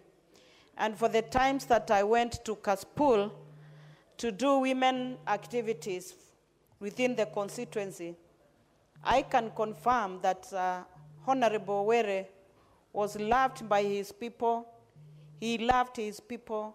He served his people with commitment and a lot of dedication. It is a shock that he died in the manner that he died. Mr. Speaker, my biggest concern is to how Kenyans are taking death nowadays. As a parent, as a patriotic Kenyan, I can see that we are losing empathy. It is not usual for people to celebrate over death. Whether death of an enemy or death of a friend, it is so bad to see people on social media celebrating and writing things that are not good about a person who has passed on. Honorable Speaker, where I come from, even when a thief dies, people will give beautiful testimonies, but they don't talk bad about a person who has passed on. I would only ask Kenyans that we get back to our culture, our root, and religion, and be empathetic with the families that have lost their loved ones. It is important that even if who has passed on was your enemy, he has a family, he has friends, and there are people who value that person, and they are hurting. It is not good to speak bad about a person who has passed on. Let us love one another as Kenyans and be concerned about one another. Mr. Speaker, I would only pray that may the soul of Honorable Charles Ong'ondo Were rest in eternal peace. Thank you. Senator Mundege. Asante Bwana Spika kwa kunipa ruhusa niweze kuchangia na kuleta rambirambi zangu, familia yangu na watu wa Embu County kwa rafiki wangu MP Were wa kutoka huko upande wa Nyanza. Mambo ya ajabu ni kuwa hiyo mambo ilifanyika na pia haikufurahisha sisi tukiwa wajumbe wa Seneti na wa Parliament.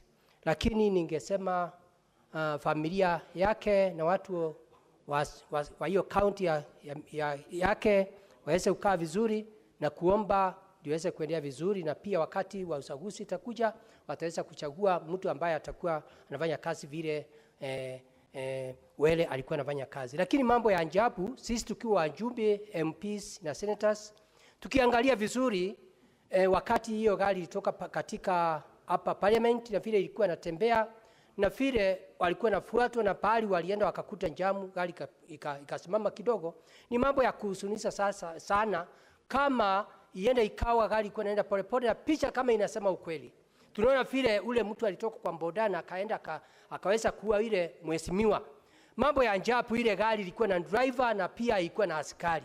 Ni sisi tujiulize, kama uko na askari na driver, kama kitendo kama hiyo inafanyika na mwananchi wa nje anakuwa anafanya namna gani? Kwa hiyo ni sisi tujiangalie tuweze kuona iende ikawa tuko na makosa na driver ama ni askari ama ifanywe namna gani, kwa sababu ni kitu kia kusunusa. Kwa sababu hakuna kitu inaonyesha kutoka wakati ile gari ilikuwa imefanyika pale, tungekuwa kama mlinzi wetu kama askari vile angetoka kwa ile gari na wese ashuti ule mwizi ama wale watu. Hakuna kitu imeonyeshwa. Kwa hiyo ni kitu ya kusunisha sana. Ni sisi tujiangalie na tukae vizuri na wale watu tunafanya kazi na ama upande wa ulinzi iweze kuangaliwa, kwa sababu tunaona hata kule upande wa Migori vile mtu wa rais akiwa anahutubia wananchi, mtu mwenyewe kutoa kiatu na kurushia, na mpaka saa hii hatujaweza kuona ilifanyika namna gani. Kwa hiyo upande wa security mpaka tuambiwe Ni nani aliruhusa hata kiatu ambaye ile ilikuwa inaruhusiwa rais wa Kenya ambaye ni msapakazi? Kwa hiyo Bwana Spika, mimi napeana rambirambi zangu na watu wa Embu, na pia nikumbuka Were alikuwa rafiki wangu. Kwa sababu kila mara tulikuwa tunakutana na yeye alikuwa ananiita semenji, kwa sababu alikuwa ananiambia bibi yake moja ameoa huko Meru. Kwa hivyo Bwana Spika, ningesema mpaka tuweze kuangalia mambo na njia ile inafaa ndio kitendo kama hiyo isiweze kufanyika. Kwa hivyo mimi napeana rambirambi zangu nikiwa Central Embu County. Asante Bwana Spika. Senator Mungatana.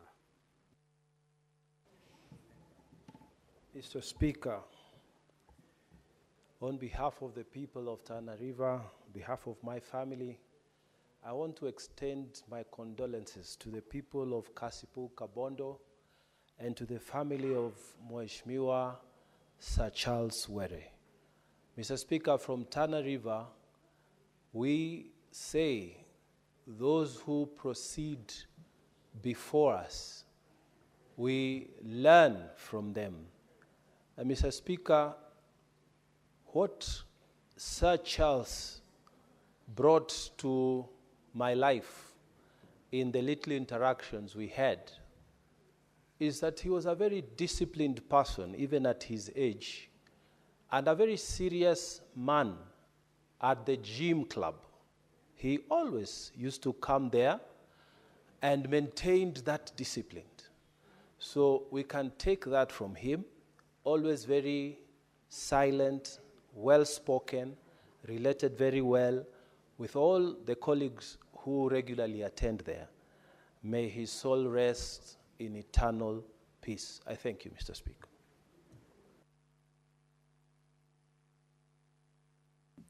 Senator Modama.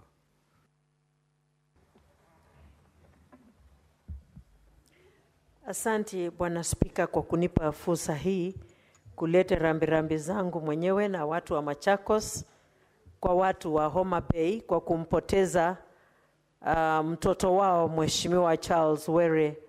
Bwana Spika, hii ni jambo inahuzunisha watu wote kwa maana ya jinsi ilivyotokea.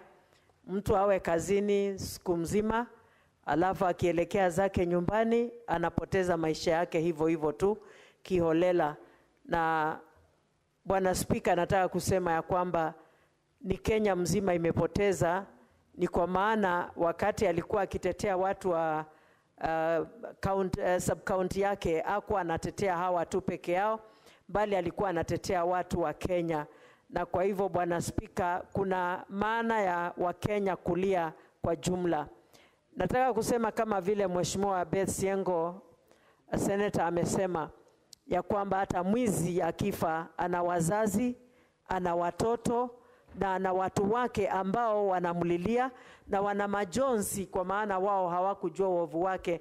Na kwa hivyo tungeshikana wote pamoja, tulie pamoja, na kama kuna watu wana sababu nyingine zaidi ya hizo, Mheshimiwa Speaker, waweze kufuata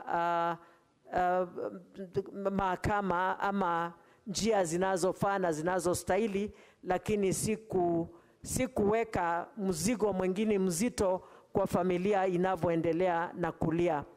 Bwana Spika, kama taifa tuko na jukumu ya kuwajibika. Na Bwana Spika, hii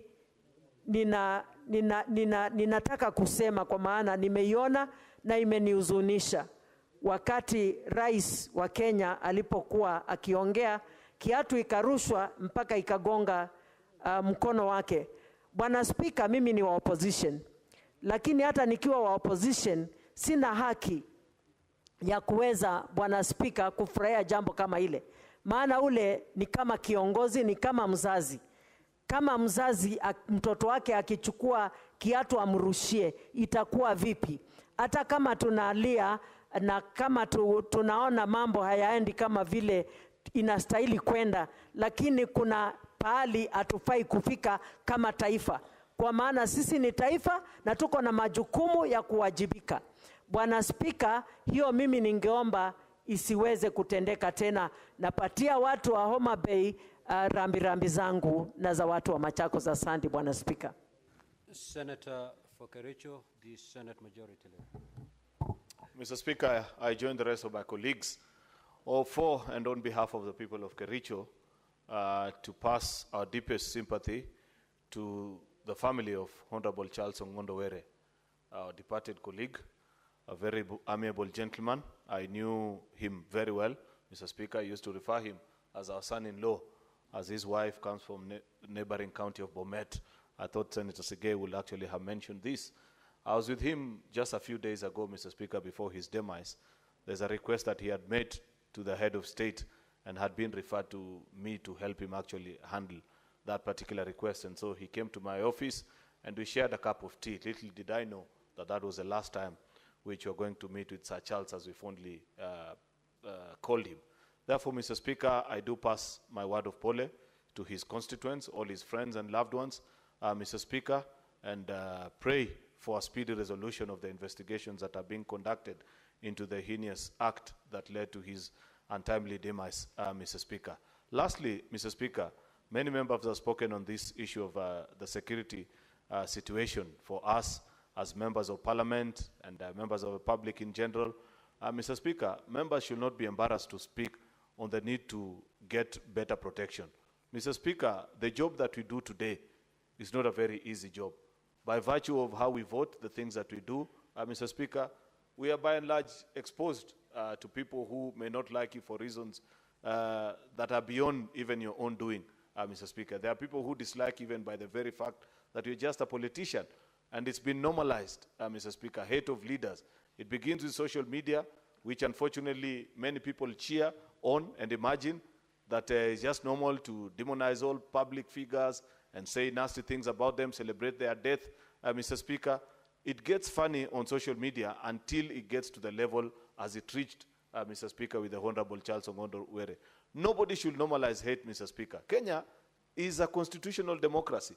If you do not like the way a certain public official, Mr. Speaker, conducts their affairs, there is a constitutional and legal way, Mr. Speaker, through which you can step up to the platform and offer better leadership than what that particular individual does. But this business, Mr. Speaker, where it has become the norm and the order of the day to cast members of parliament and various leaders, Mr. Speaker, as if they are second to the devil, Mr. Speaker, and this is being celebrated by other people, and unfortunately including even colleague leaders sometimes, Mr. Speaker, it's something that should be of concern to anybody that is right-thinking and cares for the future of this country. Mr. Speaker, we must build a society that is tolerant of each other. We shall never agree on everything. We shall never view the world with the same pair of lenses, Mr. Speaker. What we must learn, Mr. Speaker. Next order, Clerk. Order number 3, messages.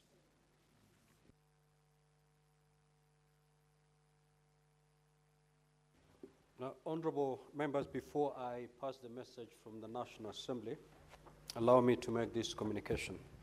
I'd like to acknowledge the presence in the public gallery this afternoon of visiting teachers and students from AIC Nunguni Secondary School in Makueni County. The delegation comprises 3 teachers and 48 students who are in the Senate for a one-day academic exposition. Now, honorable senators, in our usual tradition of receiving and welcoming visitors to Parliament, I extend a warm welcome to them, and on behalf of the Senate, and on behalf, wish them a fruitful visit. I will call upon the Senator for Makueni, and 1 minute. Thank you, Mr. Speaker, for welcoming students from Makueni, Nunguni, to the Senate. Mr. Speaker, the students are here to learn, and I believe that they'll have an opportunity to get to know how Parliament operates and how it works.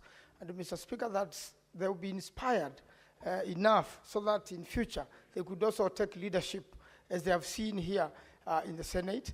And also, I believe when schools visit the Senate, they see the physical thing. They can see the maze, they can see the speaker, and in every examination, there is always questions about Parliament. And I'm sure when they go back, they will perform better in their examinations, and that they will feel encouraged and inspired and be hopeful and do better for their lives. I really want to send them back home to Makueni, Nunguni, Kilungu, which is in Kaiti constituency, with greetings, and I hope that they have learned and will remember this day all their lives. I thank you, Mr. Speaker. Senator Kavindu, just take your seat. Senator Karen Nyamu. Now, honorable senators, take your seat, Senator Karen. I wish to report to the Senate that pursuant to Standing Order 47-1, I have received the following message from His Excellency the President regarding the referral of the Conflict of Interest Bill, National Assembly Bills number 12 of 2023. The message, which came as a presidential memorandum dated the 30th of April 2025, was received in the office of the Clerk of the Senate on Wednesday, 30th of April 2025.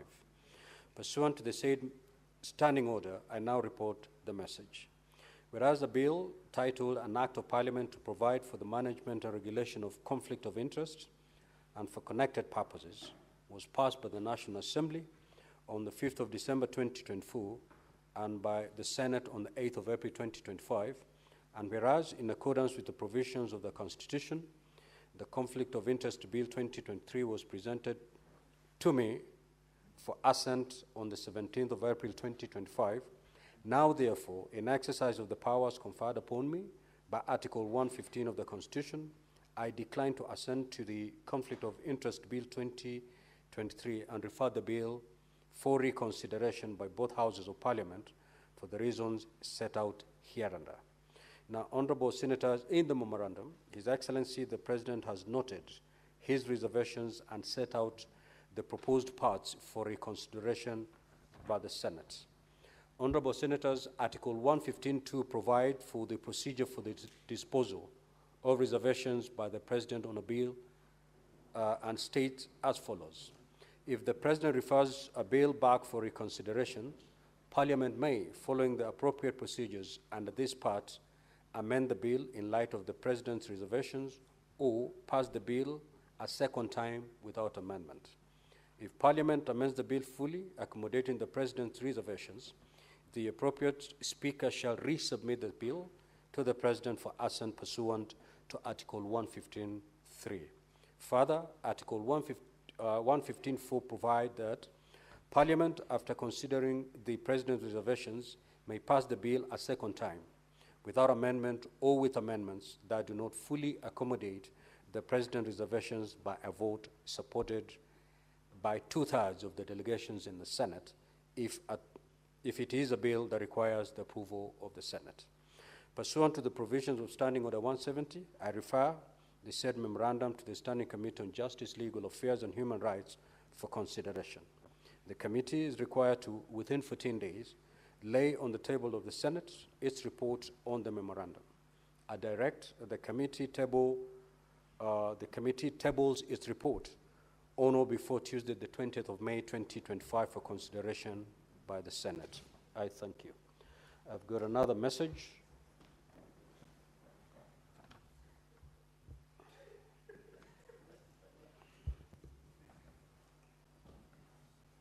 Honorable Gloria, you're out of order, and I give you the first caution for the day. Honorable Senators, I wish to report to the Senate that pursuant to Standing Order 46.3 and 5, I have received the following message from the Speaker of the National Assembly regarding the passage by the National Assembly of the County Government's Additional Locations Bill, National Assembly Bills number 2 of 2025. The message, dated Thursday, 24th of April 2025, was received in the office of the Clerk of the Senate on the same date while the Senate was on recess. It was subsequently circulated to all senators via letter dated the 25th of April 2025. Pursuant to Standing Order 46.5, I now report the message. Pursuant to the provisions of Standing Order 41.1 and 144 of the National Assembly Standing Orders, I hereby convey the following message from the National Assembly. Whereas the County Government's Additional Locations Bill, Senate Bills number 1 of 2025, was passed by the Senate on Thursday, 1st of April 2025, and referred to the National Assembly for consideration pursuant to the provisions of Article 110.4 of the Constitution, and whereas the National Assembly considered the said bill and passed it without amendments on Thursday, 24th of April 2024 in the form passed by the Senate, now therefore, in accordance with the provisions of Article 110 of the Constitution, and Standing Orders 41.1 and 144 of the National Assembly Standing Orders, I hereby convey the said decision of the National Assembly to the Senate. I am in the process of transmitting the bill to His Excellency the President for assent. I thank you. Yes, Majority Leader. Mr. Speaker, I have concern with regards to your first communication on the referral back to Parliament by the President of the Conflict of Interest Bill. Mr. Speaker, this is the second time in the history of the Senate that we are having a bill referred. And to the best of my reconciliation, the first one was very contested, especially on procedure and how it was handled. I appreciate, Mr. Speaker, that we have since further amended our standing orders and provides a properly laid out procedure of how the House treats this matter, both in the affirmative and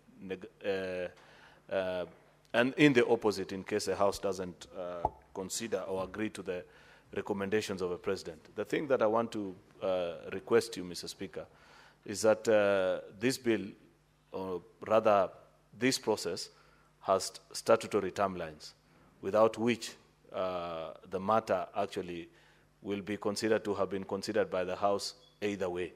I know in your communication you have guided and given even the exact date by which this committee needs to recommend back to the House the bill so that we take a decision either in agreement with them or against. I want to appeal, Mr. Speaker, that this be taken into great consideration by members of the Justice and Legal Affairs, because sadly, Mr. Speaker, we had a situation towards the end of the session, I think in handling a similar matter. It was with regards to a mediated version of a bill also between the two houses that was brought to the House past the timeline, and the Senate ended up passing it in the negative way without having to take a vote. Therefore, I want to request, Mr. Speaker, that members of Justice and Legal Affairs, fully aware of this provision, Mr. Speaker, guide the House into making a decision whichever way, whether in agreement or disagreement with the memorandum, within the provided timelines. Otherwise, Mr. Speaker, it will be a very bad reflection of us as a House if it will reflect later on in history that on such a momentous occasion where a bill has been referred back to us for the second time only in as many years as you can recall of this House, Mr. Speaker, we were knocked out by a technicality. I just felt that it would be important because I don't know if I can see the Chair of Justice and Legal Affairs is in the House, together with the membership, that it is important that that emphasis be laid. I thank you, Mr. Speaker. Well, indeed, Majority Leader, this is a very weighty matter, and it must be considered within some statutory timelines. And that's why, in my communication, I even indicated the dates when we are supposed to receive the report from JLAC. The Chair is in the House. JLAC, Chair, would you want to say a word? Thank you, Mr. Speaker. Indeed, we earlier on in the morning when we were having a meeting at the SBC, remember I indicated to the committee that we had set aside 2 dates, actually Tuesday next week and Thursday, in anticipation of additional business that could be committed to the committee. And because we got notice to the effect that that communication was coming, we will purpose to prioritize processing of this particular bill in that particular day and the subsequent week. And I want to commit to you and honorable members of the House that is a committee, we will work within the timelines that the honorable chairperson, Speaker, you have given to us. I equally have taken note of the comments by the majority leader, because having the bill sent back with those comments means that we definitely have got to consider. I want to urge members, those who would be having interest in submitting any information as regards the content of the bill and the reports that we previously presented before the House. We tabled, remember, Mr. Speaker, when we handled this bill in the first instance, we have a report that the committee tabled. I want to urge honorable members to take an interest in that report so that their contribution can feed into this second consideration that has now been brought to the committee. But by and large, I undertake that we are going to work within the timelines that you have directed to submit before the House as within the appropriate timelines a report. Thank you, Mr. Speaker. Next order. Yes, Majority Leader. Please indulge me, Mr. Speaker. This is an even more weightier issue. Mr. Speaker, you are aware that there is a Constitution of Kenya Amendment Bill that is currently undergoing public participation by our colleagues in the National Assembly. I would wish to know, Mr. Speaker, whether you jointly resolved this issue of public participation and the nature of the bill, how it is to be treated, with your counterpart, the Speaker of the National Assembly, given the fact, Mr. Speaker, that as it is today, the way the bill is fashioned, it includes provisions that actually affect our operations as the Senate. Yet the Senate is not involved, Mr. Speaker, in the public participation exercise. If you have followed the debates across the country, while there's a very good presentation by the staff and the technical team from the National Assembly on the roles and the importance of CDF, for example, Mr. Speaker, nothing is being said about Senate Oversight Fund. I have seen, Mr. Speaker, with a lot of trouble, members of the public struggle to understand what is the purpose of this Senate Oversight Fund. And there's nobody from the Senate, Mr. Speaker, that has accompanied them on this exercise to sensitize the public. Therefore, we look as if, Mr. Speaker, we are being bribed as senators, Mr. Speaker, just to accommodate CDF. I feel slighted, Mr. Speaker. I feel bad, Mr. Speaker, because as a senator, I have survived over 10 years without Senate Oversight Fund, Mr. Speaker. It's not even a big issue to some of us, Mr. Speaker, but because as an institution, we made a decision that we will operate better and fulfill our mandate, constitutional mandate better, Mr. Speaker, in the presence of this fund, that shouldn't it concern you, Mr. Speaker? The way your house is being projected in these public gatherings, Mr. Speaker, given that the members of staff from National Assembly who do the presentation of issues before members of the public eventually give their views on this issue, are only doing a presentation of CDF and its benefits, Mr. Speaker. Therefore, Mr. Speaker, I want to request that you either grant a ruling or a communication to this House on how this matter is going to be treated, because we do not want to enter into a contest with our sister House, Mr. Speaker, where when the time comes for this House, Mr. Speaker, to also do public participation, we could give the other view of how CDF should be run, Mr. Speaker, without any involvement of members of the National Assembly or otherwise, Mr. Speaker, but I don't think that is the route that we need to go.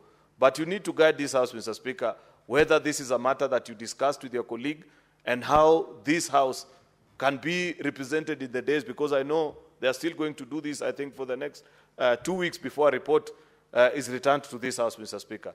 I beg for your indulgence, Mr. Speaker, because I know this projects the image of this House and it goes, Mr. Speaker, to cast very bad light many of the senators that come from those counties where public participation is being done, and members of the public imagine that we are just looking for a kickback so that we can pass the CDF amendment. I thank you, Mr. Speaker. The Senate Majority Leader, whatever is happening in the National Assembly, the Senate has not been involved in it. When the time comes that the Senate is involved, we shall be able to respond appropriately. But at this juncture, maybe my advice to you, Majority Leader, you need to get hold of your counterpart. You know, as speakers, we don't move any motions or bills. It must have been moved by your counterpart in the National Assembly. Kindly get hold of your counterpart to understand exactly what is happening in the National Assembly. But as far as I'm concerned, the Senate has not been involved.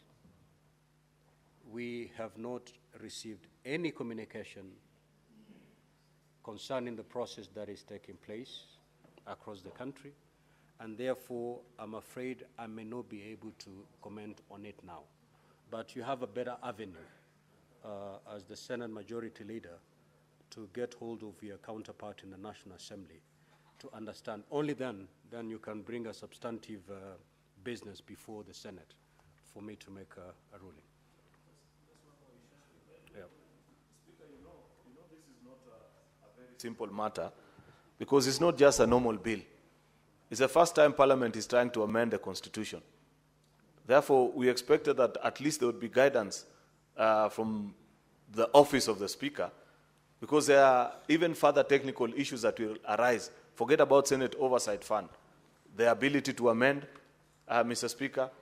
I thought that when we did the NATCO report, and it was passed here, I saw even our JLAC, the report that they brought before this House, they said that you jointly must set the rules of how a constitutional amendment is to be done, because what happens in the other House affects what we will eventually be able to do in this particular House, Mr. Speaker. Therefore, I think, while I take your advice and I will do what you have guided me to do, I want to humbly request, Mr. Speaker, that you equally engage your counterpart so that more issues beyond the content of the bill are resolved, especially particularly on the issue of procedure, Mr. Speaker, because that is something that will affect how we handle constitutional amendment bills even in the future, Mr. Speaker. Very well. Next order.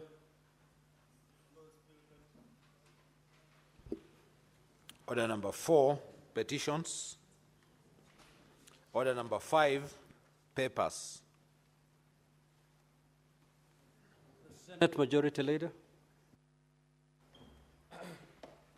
Mr. Speaker, sir, I beg to lay the following papers on the table of the Senate. Today, Tuesday, the 6th of May, 2025. This is the Kenya National Commission on Human Rights Annual Report for the financial year 2023-2024. And 2, report of the Auditor General on the financial statements of Narok County Climate Change Fund for the year ended 30th June 2024. I thank you, Mr. Speaker. Chairperson, Standing Committee on Finance and Budget.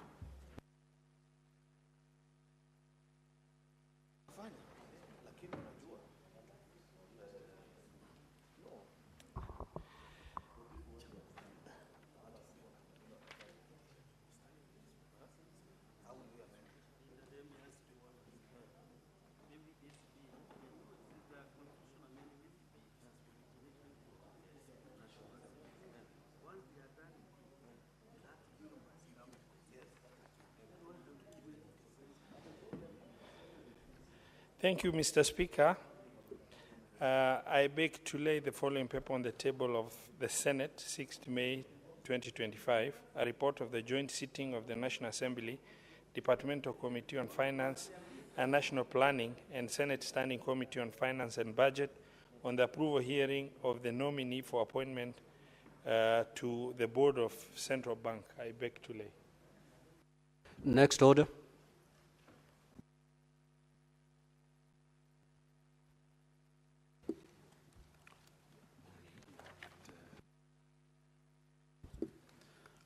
Order number 6, notices of motion. The Chairperson, Standing Committee on Finance and Budget.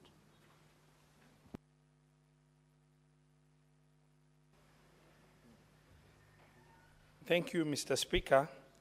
I beg to give notice of the following motion, that the Senate adopts the report of the Standing Committee on Finance and Budget on the fourth basis of allocating the share of national revenue among the counties laid on the table of the Senate on Thursday, 17th of April 2025, and that pursuant to Article 2171 of the Constitution, approves the fourth basis for allocating the share of national revenue among the counties for the financial year 2025-2026 to 2029-2030 as follows. County allocation being equal to into bracket baseline allocation ratio time is 387.425 billion, close the bracket, plus 0.45 population index, plus 0.35 of equal share, plus 0.12 poverty index, plus 0.08 geographical size of additional county allocation share above the baseline, where the baseline is 387.425, being equitable share for the financial year 2024-2025. Baseline allocation ratio is equal to the allocation factor derived from each county's allocation for the financial year 2024-2025. And the population index is based on 2019 Kenya Population and Housing Census. And the poverty index is based on 2022 Kenya Poverty Report by the Kenya National Bureau of Statistics. Geographical size is limited, capped at 10%. Thank you. You had two notices, so you may proceed to.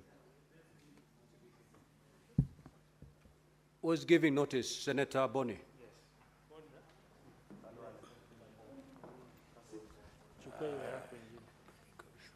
Thank you, Mr. Speaker.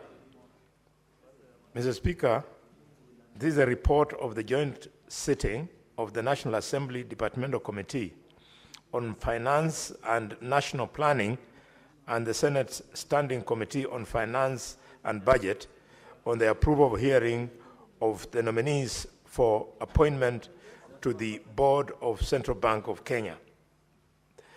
The co-chairperson, Joint Parliamentary Committee on the vetting of nominees for appointment as members of the Board of Central Bank. Mr. Speaker, sir, I beg to give notice of the following motion. Proceed. Just proceed, Senator Boni. That the Senate adopts the joint report of the Departmental Committee on the Finance and National Planning of the National Assembly and the Standing Committee on Finance and Budget of the Senate on the approval hearing of the nominees for appointment to the Board of Central Bank of Kenya that was laid on the table of the Senate today, Tuesday, 6th May 2025, and that pursuant to Section 11.2 of the Central Bank of Kenya Act and Section 8.2 of the Public Appointments for Parliamentary Approval Act, the Senate approves the appointment of the following nominees as members of the Board of the Central Bank of Kenya. 1.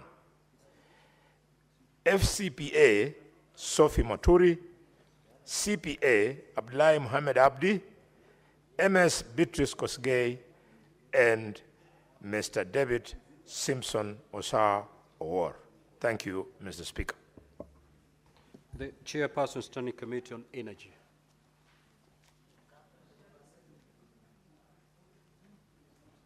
Majority Leader, where's your chairperson on energy?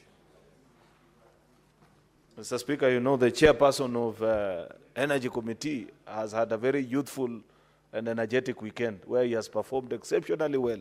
And therefore, Mr. Speaker, I can do other duties for him because he's holding fort elsewhere very responsibly as expected, Mr. Speaker, unlike somebody else that is in front of me, Mr. Speaker. Mr. Speaker, this is, I beg to give notice of the following motion. That the Senate adopts the report of the Standing Committee. What is the point of order, Senator Boni? Mr. Speaker, I rise on Standing Order number 105. Did you hear the leader of the majority tell the House that the Senator of Siaya has had an extremely, not using his own exact words, but ending up and suggesting, Mr. Speaker, that he has had a very good time. Mr. Speaker, the public is following. Can he specify what he means? Otherwise, he could impute improper motive on the distinguished Senator of Siaya. Yes, Majority Leader. Mr. Speaker, I was speaking of the oversight responsibilities of Senator Oburu. You saw him take on governance. That is enough. Mr. Now Speaker. you may proceed to give notice. You don't want me to explain further, Mr. Speaker? Okay. I beg to give notice of the following motion, which is that the Senate adopts the report of the Standing Committee on Energy on the county oversight and networking engagements in Wajir County, laid on the table of the Senate on Thursday, the 17th of April, 2025. The Chairperson, Standing Committee on Devolution and Intergovernmental Relations. Majority Leader, you may also proceed to give notice on that particular.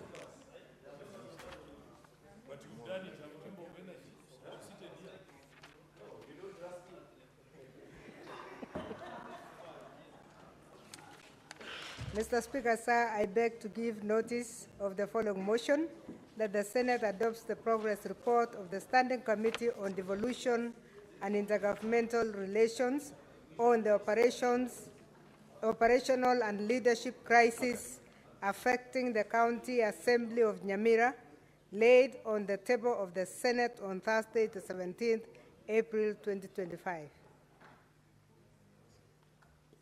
Now, honorable senators, for the convenience of the House, allow me to rearrange today's order paper. We will proceed to handle order number 12 and 13. Thereafter, we will resume the normal flow of today's business. Clerk, just proceed and call those two orders. Order number 12, the County Statistics Bill, Senate Bills number 5 of 2024, second reading. Yes, Senator Ali Roba. Mr. Speaker, sir, I rise pursuant to Standing Order number 159-1 of the Senate to withdraw the County Statistics Bill, Senate Bills number 5 of 2024, which is appearing in today's order paper as order number 12. The reason for the withdrawal is to allow for further consultation with stakeholders with a view to develop comprehensive framework that addresses concerns at both the national and county government level. I thank you, Mr. Speaker. Next order. Order number 13, motion, report of the joint sitting of the National Assembly Departmental Committee on Finance and the National Planning and the Senate Standing Committee on Finance and Budget on the approval hearing of the nominees for appointment to the Board of Central Bank of Kenya. The Chairperson, Standing Committee on Finance and Budget.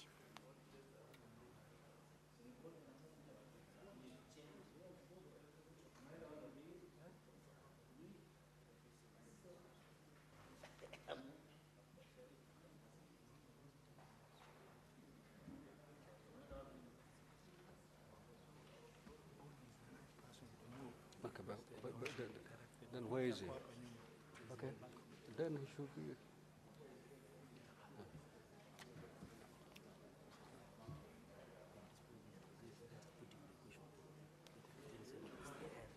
So, as okay, Senator Boni, you may proceed.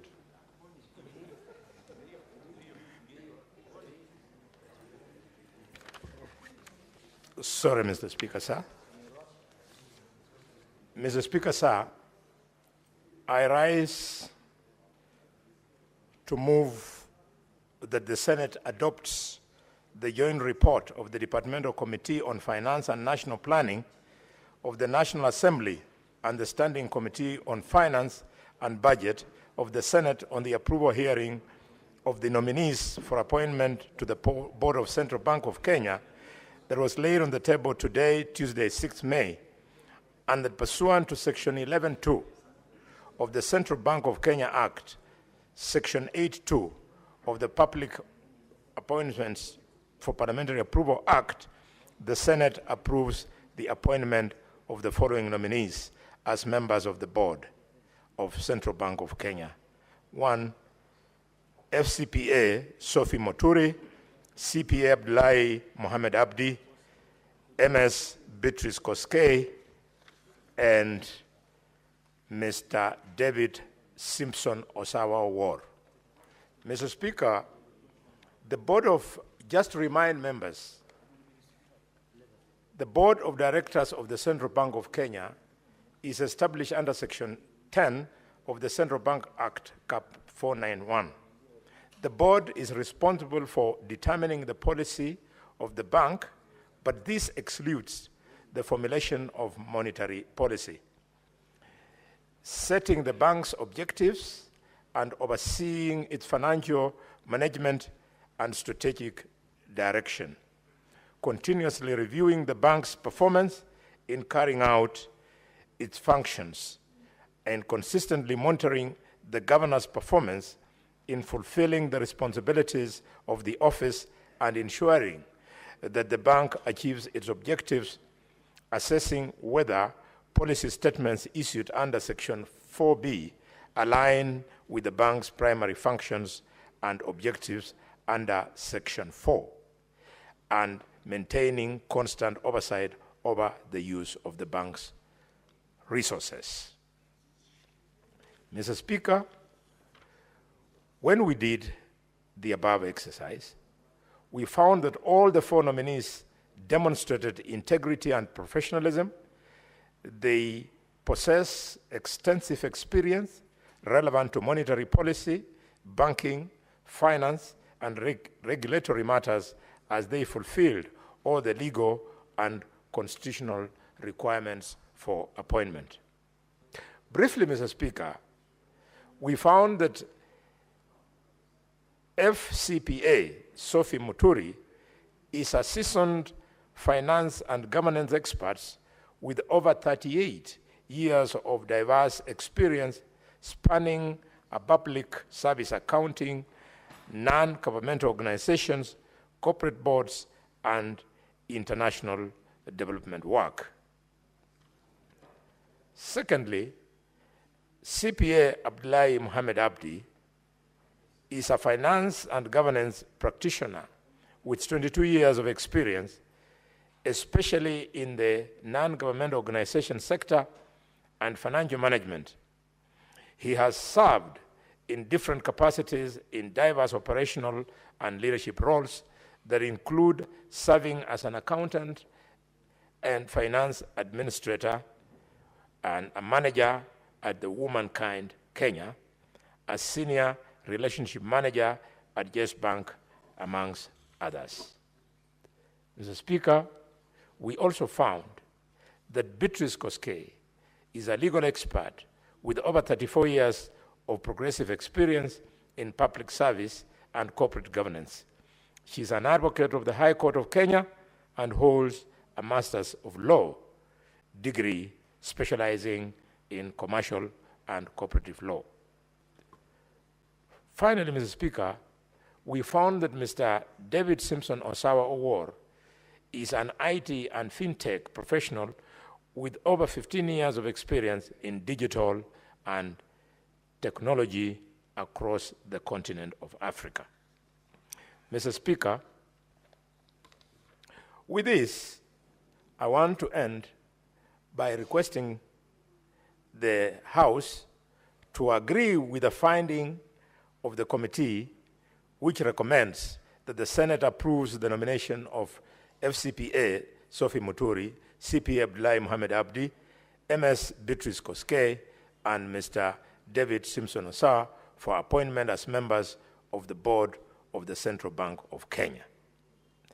Lastly, Mr. Speaker, I wish to request the senators to approve the report of the Joint Committee on the approval hearing of the said persons and move and request the,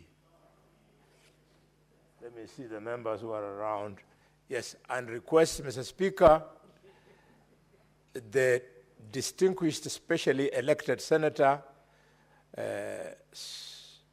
Esther Okenyori, who is in a tete-a-tete, to second this motion.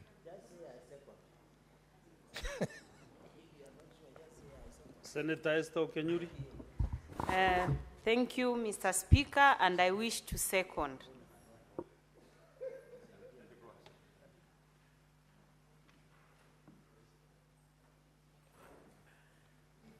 Honorable Senators, I propose the question that the Senate adopts the joint report of the Departmental Committee on Finance and National Planning of the National Assembly and the Standing Committee on Finance and Budget of the Senate on the approval hearing of the nominees for appointment to the board of the Central Bank of Kenya, then on the table of the Senate on Tuesday, 6 May 2025, and that pursuant to Section 11(2) of the Central Bank of Kenya Act and Section 82 of the Public Appointments Parliamentary Approval Act, the Senate approves the appointment of the following nominees as members of the Board of Central Bank of Kenya.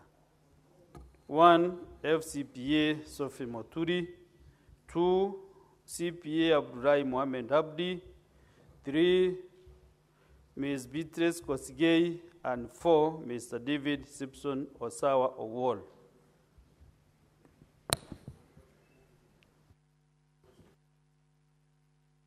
We have on my screen, there are several senators interested to maybe contribute, and I open now this session for contributions to this motion. I will start with the Senator Gloria, okay. Senator Tom Ojenda. Thank you, Mr. Speaker. Mr. Speaker, the board of the Central Bank of Kenya and the nominees to the board play a very important role in this country, and in contributing, in seconding the nominations of the board members, it is important to note, Mr. Speaker, that the board of the bank, chaired by Senior Advocate Andrew Musangi, is a board that makes determination on key issues, Mr. Speaker, that affect this country. And therefore, it is important, Mr. Speaker, that this afternoon Senate has indeed made the approval, and the threshold of integrity and of stature that was considered by the committee, Mr. Speaker, is important in all these approvals. Mr. Speaker, I think that the Senate committee that sat to hear the members and to consider all memoranda has done a good job, and this is how committees should work. That when there are Kenyans who apply to positions of influence and of a national nature, such as that of the board of the Central Bank, Mr. Speaker, we ensure that individuals that are nominated to these positions are individuals with stature, and not individuals that will bend the rules in making approvals as required by the mandate of the institution. I thank you, Mr. Speaker. Thank you, Senior Counsel. Next is Senator Chelgei Samson.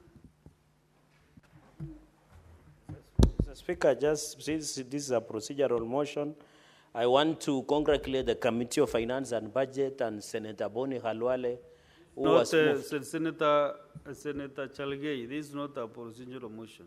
It looks like. It's a very weighty matter, appointing members to the board of the Central Bank of Kenya. Okay. It's not a weighty matter. It is not a procedural motion, but a very weighty matter. Appointing members of the board to oversee how our economy is performing and how also the performance of the Central Bank of Kenya. Thank you, Mr. Speaker, for that guidance. I said it looks like because, Mr. Speaker, as you can see the mood of the House, many people felt that we dispense of, I think, for the following reasons, Mr. Speaker. One, I want to thank Senator Boni Khalwale for moving this ably motion, and for the well done. And the Committee of Finance and Budget, my brother, the principal and party leader of UDM, and the Senator of Mandera, Mr. Speaker, for the good job done, the members of Finance and Budget. And I'm happy, Mr. Speaker, this is one of the committees that has continued to define the role of the Senate, especially apart from, of course, yours truly, the Committee of County Public Accounts Committee. One of the critical committees is Finance and Budget. I know they are busy with fourth basis generation, and I am aware also the Committee on Devolution and Health, Mr. Speaker. Mr. Speaker, secondly, I am happy and thank Senator Boni Khalwale for the good job that he has ably moved on behalf of the committee, Mr. Speaker. Mr. Speaker, going through the names, Mr. Speaker, and I'm surprised that I want to advise Senator Boni Khalwale in future, Mr. Speaker, that when you take a position, you don't retreat unless there is something special. Because over the weekend, Mr. Speaker, I endorsed his position on my ex-handle. And I'm surprised that today he has retreated from the position he had over the weekend, Mr. Speaker, when he was in some funeral in Kakamega County. I hope in future he must stick to that position, Mr. Speaker, so that he can. He had insisted that the Ministry of Interior is incompetent and he must resign. But today, after tete-a-tete with a cup of tea and mandazi in the office, he has retreated, Mr. Speaker. But that is the beyond. Mr. Speaker, that was on a lighter touch. There is a point of order from Senator Mboni Karwale.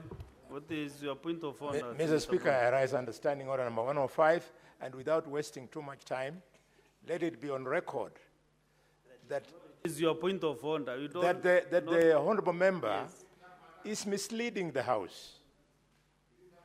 It is on record, Mr. Speaker, that I was the first parliamentarian to call for the sacking of President Ruto's ministers, and I started with Moses Kuria. I went on to Linturi, and now I've arrived to Murkomen. I have not withdrawn, but Murkomen had the courtesy of calling me, Mr. So Speaker. what is the point of order? You know, That is misleading the House, Mr. Speaker, 105. Let the record be clear. I'm not giving you time just to give you a statement yes, which Mr. are Speaker. not on the point of order that you are raising against the... Yes, it's misleading the House.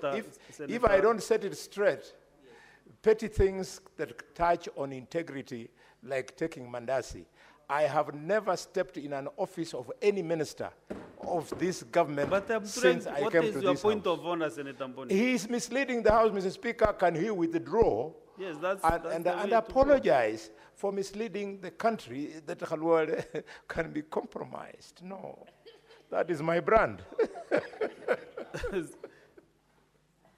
Senator Chalgei, Mr. you have Speaker, heard what your colleague has I have heard. insinuated. Mr. Speaker, but you know, Kakamega is my neighboring county, and So I know can you they really love tea. substantiate that what the Senator Boni has arranged you did, you have seen? No, Mr. Speaker, on the part of chai and mandazi, I can withdraw that part. Because from his speech, even in point of order standing order 105, he has insisted that he has never retreated on what he said in Kakamega, that the minister must resign or he should be fired. So I agree with that part. But you know, also it brings me conflict of interest because they are my neighbors and I know they love tea. But anyway, that's a conversation we can have in future. Mr. Speaker, I want to, under Article 10 of the Constitution, I'm happy the names, and he will become the governor of Kakamega. Mr. Speaker, I want to agree with the names. Looking at the names with the clans, with this obsession of tribalism and anything, I can see this is the face of Kenya. I want to thank the chairman, my brother, Captain, Mr. Speaker, for this, because you see Sophie Muturi, CP Abdulhai Mohammed Abdi, Beatrice Kosgei, and David Simpson Osawa Owor. This is the face of Kenya. We want every board. Mr. Speaker, it is sad, and I wish the chair of cohesion was here, that there are some boards in this country that they can converse in their local dialect. They can do Zoom meetings in their local dialect, Mr. Speaker. This central bank CBK board, as per Section 10 of CBK Act of Article 491, Laws of Kenya, of what Senator Professor Tom Ojenda taught me in law school in Moi University, the Speaker is very critical. Under Article 10 on Principles of Values and National Good Governance, we must see the face of Kenya. And I'm happy for the first time. We must, Mr. Speaker, I want to challenge the Committee of National Cohesion and Integrity to give us the ethnic arithmetic and combination of the boards that we have in this country, the sagas that we have in this country. If you will see, Mr. Speaker, I will be shocked. Mr. Speaker, I'm happy that finally the TSC CEO position has been finally advertised, Mr. Speaker. TSC was becoming the face of ineptitude, inefficiency, moribunds, Mr. Speaker, and the face of corruption, where politicians were dishing employment letters of TSC in funerals and in other forums, Mr. Speaker. It was embarrassing. Mr. Speaker, we must run boards professionally, within the law, with integrity. We don't want boards, Mr. Speaker, that run, and I hope as they recruit the new CEO of Teacher Service Commission, we should get somebody of integrity, and I'm happy the chairperson of education is seated in the House. Let us get the correct person, a person of integrity. We don't want like the current CEO who has been the face of inefficient. Teachers now, Mr. Speaker, are suffering. In fact, the insurance, health insurance, they can't. Mr. Speaker, just like the police. And I'm happy there are teachers in this house, Mr. Speaker, like Senator Ogola. I think a number of people have been teachers, Mr. Speaker. That is why boards must be constituted in a proper, in integrity manner. Section 10 of CBK Act is very clear. Mr. Speaker, we have seen banks declaring devilish and unholy profits after every financial year without telling us how much are they paying to Kenya Revenue Authority. We have seen, Mr. Speaker, to take bank loans in this country. And members of parliament will tell you this, who are seated here. It is not a walk in the park. It goes even, I was speaking to a businessman the other day somewhere, Mr. Speaker, and he was telling me he took a bank loan at 14% of a certain bank, but they renegotiated it became expensive 21%. And that is why even in parliamentary circle, where I have the board director, most of members of parliament take our loans because it's more cheaper than commercial banks. What is happening? Because when you hear Equity Bank, you hear Standard Bank, you hear Barclays Bank, or it's called ABSA, they are declaring 20 billion, 80 billion, 100 billion pre-tax. Mr. Speaker, I want to challenge the board in the oversight role. They must tell us what business are banks doing when Kenyans cannot do business. What are they doing? Unless they are doing money laundering, Mr. Speaker. Even microfinance, like what to credit, Mr. Speaker. The regulator, which is CBK, must look at some of these people, what to credit. There are a number of who give loans, small loans, Mr. Speaker, to the motorbikes, Mr. Speaker. Mr. Speaker, it's very unfortunate. Are you aware, I even call, there is one famous in our villages, there is one that they come and take your cow, your sofa sets, your TV. There is a microfinance that is run mostly by women. Even they take the roof, Mr. Speaker, under the supervision of the police. Where I come from, Mr. Speaker, families are breaking down because of the poor regulation mechanism by central bank. Mr. Speaker, marriages are breaking down. The strength of a society and a nation is a strong family. It is called Kenya Women. I think that's the title. They come and take everything. They take your clothes, they take your bed, the roof, the TV, the cows, everything, Mr. Speaker. And even the shoes. But I know when you go to Migori, Mr. Speaker, no one wants to wear the shoe after the incident that happened over the weekend. And I saw Senator Professor Tomo Jenda on the ground. He will tell me in camera what really happened, Mr. Speaker. So they take everything. We must be told when what to credit. You have been told, Mr. Speaker, that a number of young men take loan to buy motorbike. But you end up paying that motorbike to even 350,000 4 times. Under what to credit? And when they realize, Mr. Speaker, you're almost finishing paying for that border, that motorbike, Mr. Speaker, they come, that border disappears mysteriously. Mr. Speaker, we must be told this board is challenged to do their work of oversight so that we don't give microfinance entities unlicensed and checkered a free hand to stifle and frustrate the small businesses in this country, Mr. Speaker. I know of a number even here in Nairobi, in Nandi. Most of the young men who are in border sector call me daily and ask me, Mheshimiwa, I had taken some money, I had taken a loan to buy a motorbike from what to credit. Before I finish my last installment, the motorbike disappeared. And when they report to police station, to our police, they collude, Mr. Speaker. No one is arrested. Same to Kenya Women, Mr. Speaker. Somebody comes and, you know, us, in our respect, we are equated to cows, Mr. Speaker. In my culture, you are equated. Somebody like Kenya Women comes and drives away a cow worth 120,000 Kenyan shillings, Mr. Speaker. In our local language, they say, it is equated, Mr. Speaker. It is equated to the respect, and somebody comes and take it over, Mr. Speaker. I want to challenge, Mr. Speaker, on the issue of oversight of the board. As you have said, they must reign on these microfinance entities. They must reign on these commercial banks. Mr. Speaker, it was sad, as I conclude, you saw the devolution committee. There are counties who run an unknown number of commercial bank accounts. Mr. Speaker, I saw, was it Bungoma, they had over 150 commercial bank accounts. Nandi has over 100.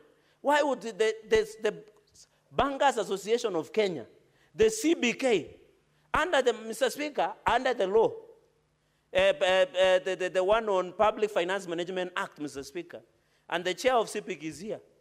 The counties are supposed to operate a minimal number, like special purpose account, that is allowed under the law for the World Bank. I'm just winding up, Senator Sifuna. Mrs. Can you protect me? I don't know why the SG of ODM is restless, and this is a very serious motion. What is it, Senator? He is throwing his hands around. I don't know what is the problem. Mr. Speaker. Because there is you have more 10 minutes. Yes. And we are paid to speak. That's Any Article member 96. contributing to this motion can get is entitled to 20 minutes. But the Speaker corrected. He corrected me. Mr. Speaker, in what I wanted to say in conclusion, Mr. Speaker, is on the issue of commercial bank accounts that is being allowed for counties to open. For example, and I'm happy the Devolution Committee, I don't know whether CBK is also looking at that matter, Mr. Speaker. Why would somebody, what is the role of Central Bank Board, which oversight to allow Tana River to operate a number of commercial bank accounts without the supervision? 34. I'm told Tana River has 34. What about Kakamega? 200 Kakamega, Mr. Speaker. Why is the Central Bank of Kenya Board under Article Section 10 of the CBK 491 laws of Kenya, Mr. Speaker, allowed? That is the work of oversight that is provided under Section 10 of Central Bank Act, Mr. Speaker. Number 3, Mr. Speaker, was in the issue of governance performance, which should tell us and brief the nation, Mr. Speaker. We have been told that the inflation rate is looking better. The economy, Mr. Speaker, the exchange rate, for the first time, Mr. Speaker, the dollar against the shilling has stabilized with 130 shillings.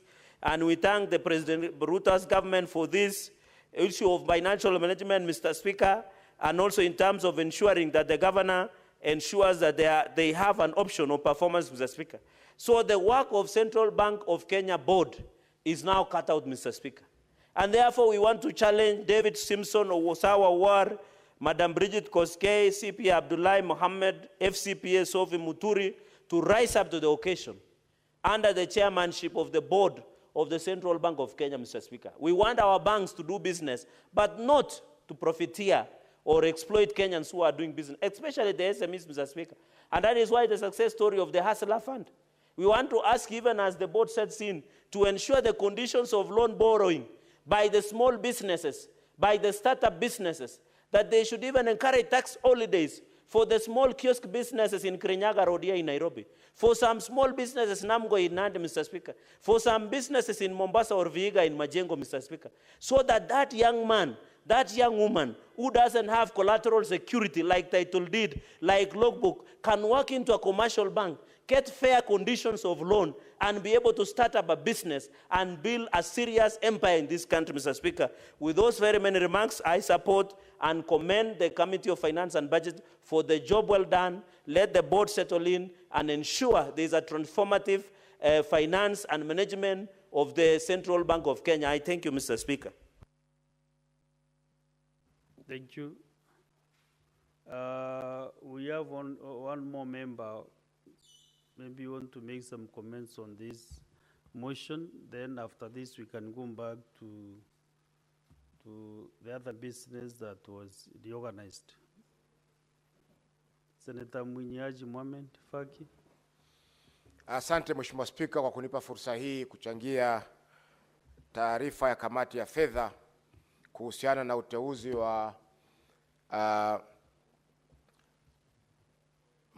wanachama wa bodi ya Banki Kuu ya Kenya. Mheshimiwa Spika, kwanza naipongeza kamati hii pamoja na kamati ya Bunge la Kitaifa kwa kuweza kumaliza zoezi hili la kuwapiga msasa wale wateule wanne wa nafasi hizo.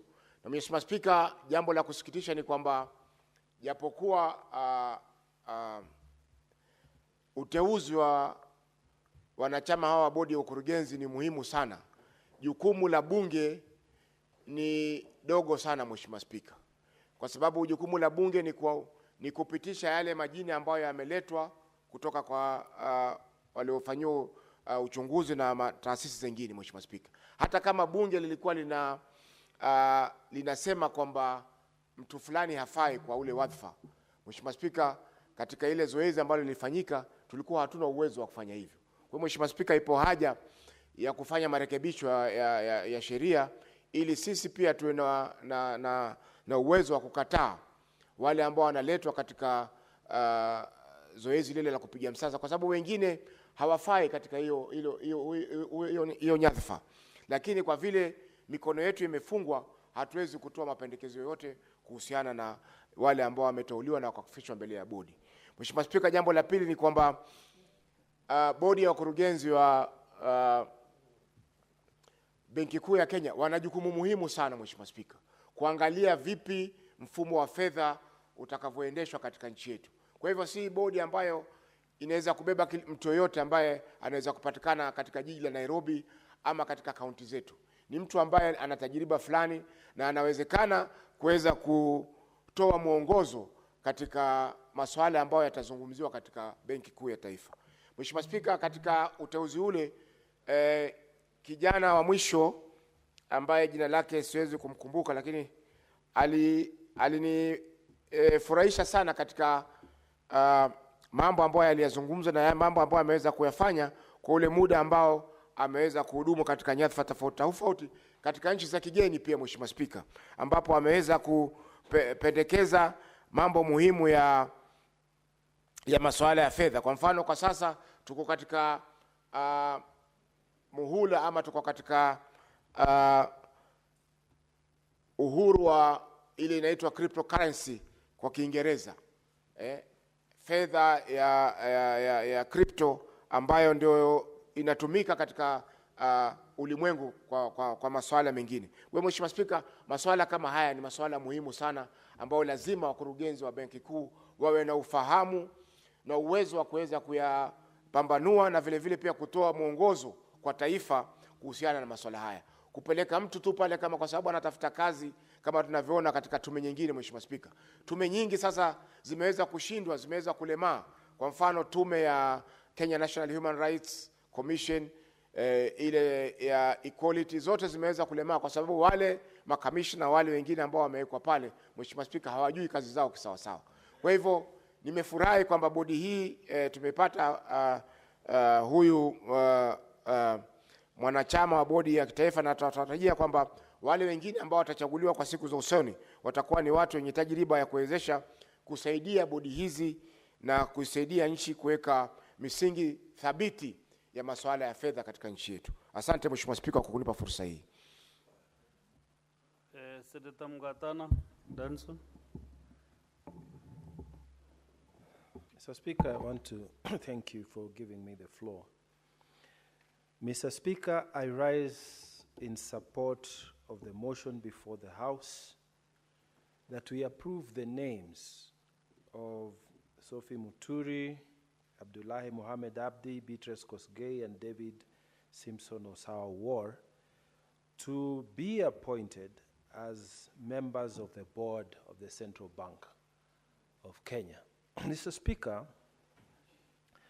I'm very proud that today I'm actually participating in approval. Mr. Speaker, many years ago, when I was younger than today, it was after I resigned from government at that time that I moved this particular bill, Public Appointments Parliamentary Approval Act, that saw that now we needed to approve important national positions through parliamentary approval system. I'm so happy that they have amended it, improved it, and now it includes members of the board of Central Bank of Kenya. To disclose my interest, Mr. Speaker, the chair of this board, Mr. Mukite Musangi, is a good friend and a person we went to school for 6 years, and a man of great integrity. So as I'm speaking here, Mr. Speaker, I know he's listening where he's seated. There are two issues. First of all, I believe the 4 people who have been nominated, they have very, very good CVs, and I will not dwell on that. But, Mr. Speaker, I wanted to dwell on two issues of the board of Central Bank and the work these 4 nominees are going to have to face as they take up their responsibilities. Mr. Speaker, the board of Central Bank is supposed, number one, to oversight the Central Bank of Kenya management led by the governor of the Central Bank. Mr. Speaker, may I say that Governor Thuge so far has performed well, and I'm happy that he has stabilized the financial and the monetary situation in this country. However, I want to focus on the board of directors of CBK. Their first role is oversight, Mr. Speaker. And when you look at oversight of the management of Central Bank of Kenya, one of the things that comes to us as representatives of the people is the question, how fair in terms of distribution per county does the HR or human resource establishment in the Central Bank of Kenya, how well spread is this component of HR in the Central Bank of Kenya? Mr. Speaker, the question that this board and this new team must come to ask in those board meetings as they look at the management, they should ask how many people are working in the Central Bank of Kenya from Tana River County, for example, from other counties, Mr. Speaker. How well spread are people? The HR component of Central Bank, Mr. Speaker, has not been well spread across the country. And Mr. Speaker, this needs to be corrected, not yesterday, not tomorrow. It needs to be corrected immediately. Why I say so, Mr. Speaker, is that when the Central Bank of Kenya is sitting down to give various services to Kenya and to Kenyans, it is good for them to have different perspectives and different viewpoints of how their sittings and their decisions there affect Kenyans in general. So, Mr. Speaker, it is my prayer that the new team of Sophie Moturi, Abdullahi Mohammed, Beatrice Kosgei, and David Simpson Osawa, they would also take their time to make sure that in the next recruitment by the management of the Central Bank of Kenya, it is well spread across the country. We should not have, as a previous speaker said, other departments in this country where people can even converse in their mother tongue. People can speak without any problem because they are majority coming from a certain area. Mr. Speaker, the other issue is the second role is that this board of directors of Central Bank is supposed to review performance of the management of Central Bank led by the governor. Mr. Speaker, in terms of reviewing performance, there's a lot that we can say about the Central Bank of Kenya. What I have wanted to see, and I'm praying that this new team that is coming in will emphasize, is that the Act, the Central Bank Act, says that the governor of the Central Bank is the spokesperson of the Central Bank of Kenya. But, Mr. Speaker, a spokesperson speaks. A spokesperson talks to the public. Mr. Speaker, these people are employed to speak to Kenyans about what is happening in the economy, what they are doing to stabilize the shilling, what they are doing in terms of monetary policy, and so forth and so on. Mr. Speaker, it has been a historical position and a culture amongst the governors of the Central Bank of Kenya, and Mr. Thuge is the 10th governor of the Central Bank of Kenya. They never speak to the public, Mr. Speaker. The only time you would see Professor Ndugu when he was governor, Njoroge when he was governor, and now Thuge when he is governor, speaking to the public is when they are appearing before parliamentary committees. Mr. Speaker, I want this central bank board of directors who are coming in to come in with a new transparency thing. Get off with all old traditions. Speak to Kenyans. Tell them why your reserves at the central bank are small, what you are doing about it, how you are going to help grow those reserves, how you are stabilizing the economy. Come out and speak to us. You are the governor of the central bank. You are not a politician. You are not a person who is there to please anyone. You speak independently. In fact, your office has constitutional independence.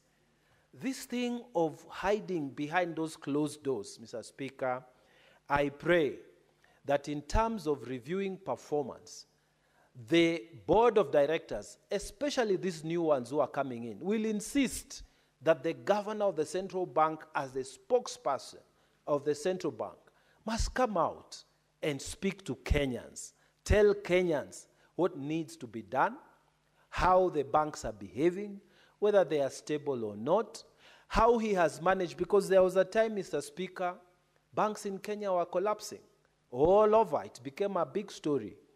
How is it that they are managing to keep them stable? And are we having any risks? Are there banks that are not keeping the minimal reserves that have been indicated by central bank? And if this is so, Kenyans can walk with us, and the governor of central bank, Mr. Speaker, must come out to speak to us. He's a public servant who is an independent public servant, must come out all the time. So my prayer is that these 4 directors who are coming in, you will not go in there as board of directors and be swallowed by the traditions of former board members and just keep quiet. Push this management to be more transparent, to be more present in our rooms, in our houses, to speak to us and tell us how the economy is performing. Why I say this, Mr. Speaker, is because people hear what the government is saying on one side. People also hear what the minority side says. Now, some people will not know what is the correct position. So it is important an independent person that we know is protected by the Constitution can come and say, this is the position as far as management of the economy of Kenya is concerned. Mr. Speaker, still on the review of the performance, I'm asking the 4 who we are approving today because of your wonderful CVs, that you need to go and ask this question when you go in there. Why is it that we are having an acting director for internal audit and risk, Mr. Leonard Ouma? Why is it that we are having an acting director in charge of currency operations department, Mr. Evans Mutai? Why is it that we are having another acting director in charge of bank supervision, Mr. Matumugo? Why are these people acting? And there's a board there. Why can't you make decisions? Confirm somebody in management so that they can act with authority. The central bank should not be like some of our counties, where people are being given position to act. You're acting county secretary, acting this, acting that, and because you are acting and you have no proper authority, you are not able to perform as optimally as you should, because you want to be confirmed to that position. And sometimes the people who are supposed to confirm you may not like what you are saying, so you are always careful. You are trying to balance. Let's not have that in the Central Bank of Kenya. So I know you are listening to me. When you get in there as a board of directors, or the Central Bank Board of Directors, please get inside there and ask these questions. Why are we having 3 senior positions on an acting capacity?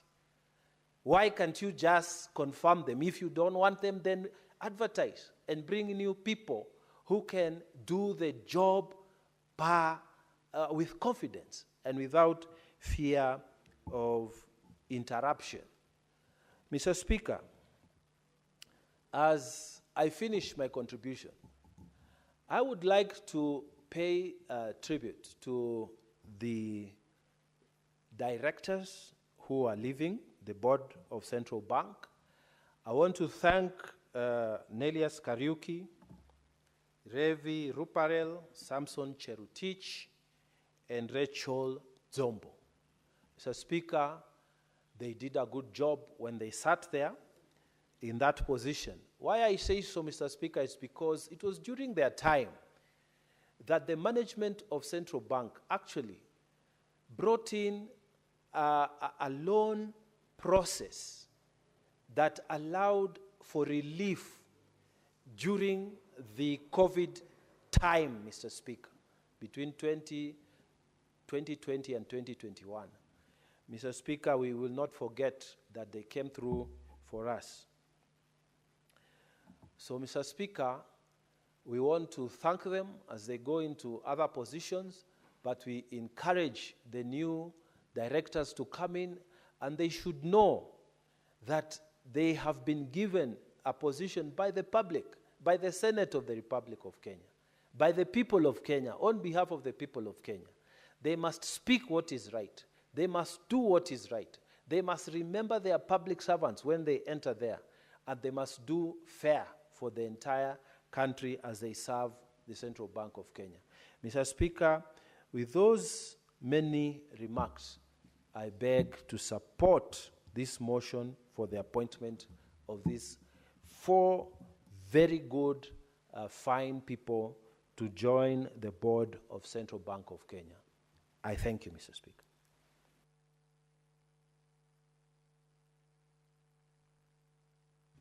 Next is, according to my screen, there is no other member who is interested to contribute, so I'll call the mover to reply.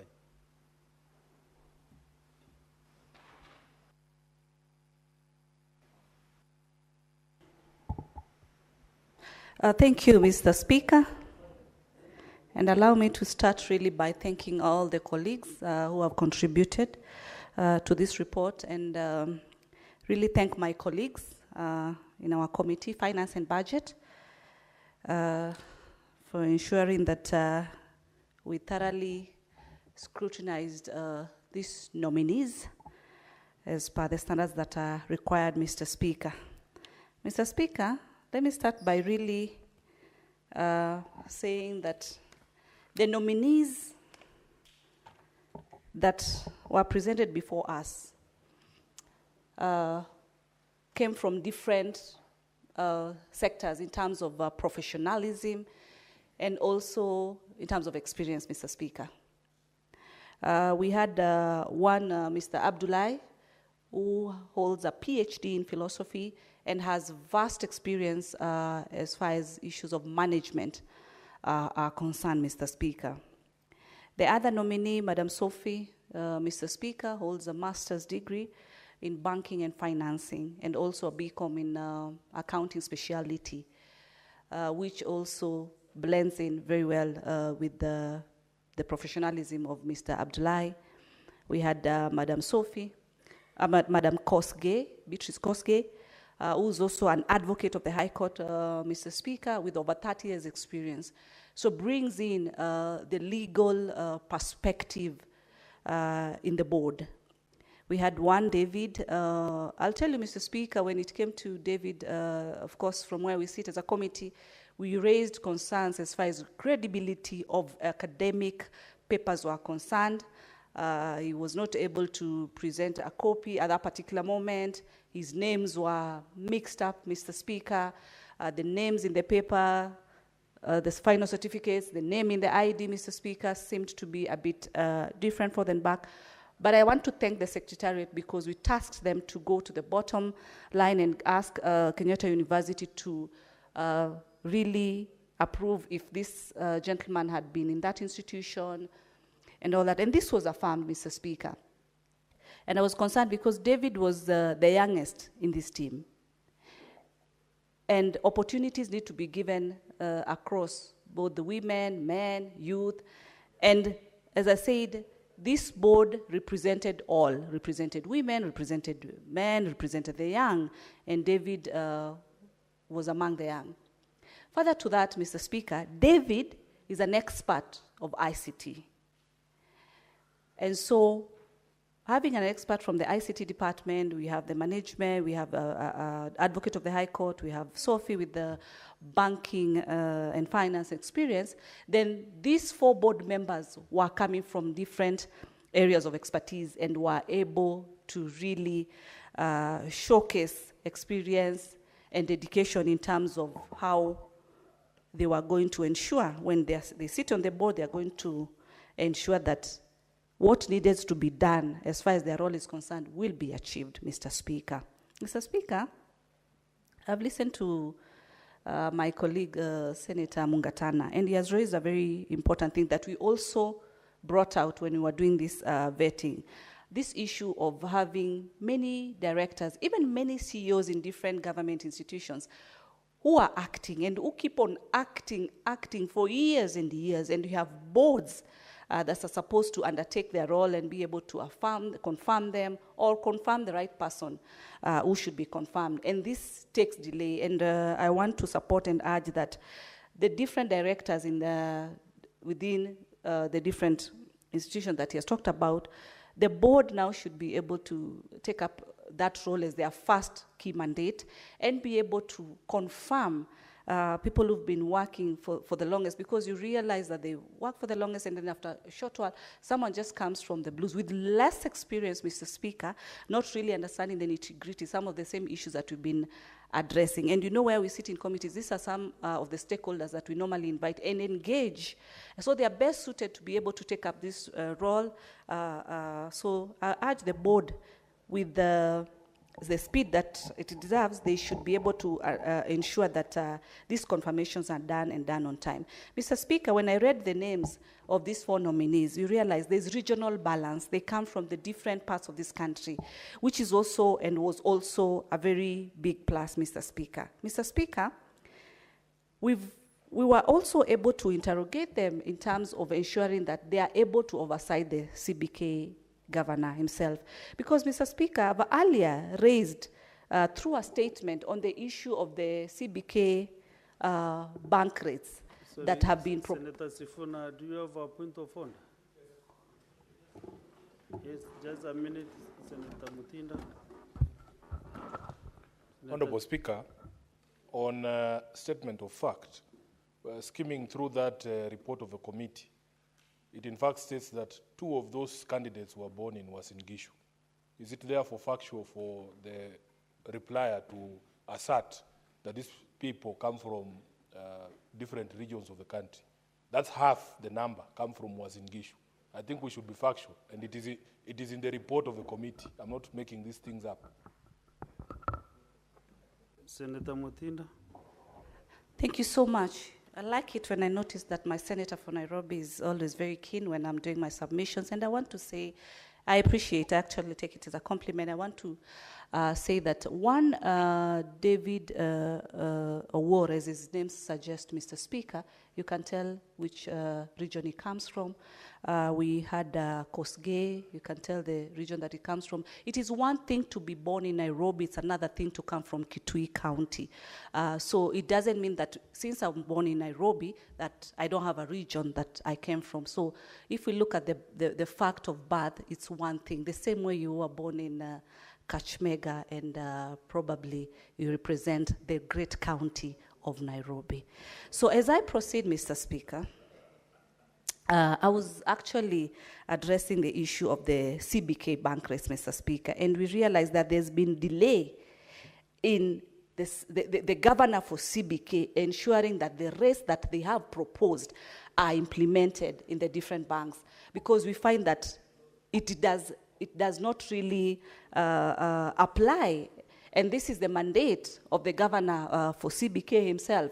So these are the questions that we really were able to bring out to these nominees as far as ensuring that CBK implements or ensures implementation of the interest rates that they have proposed.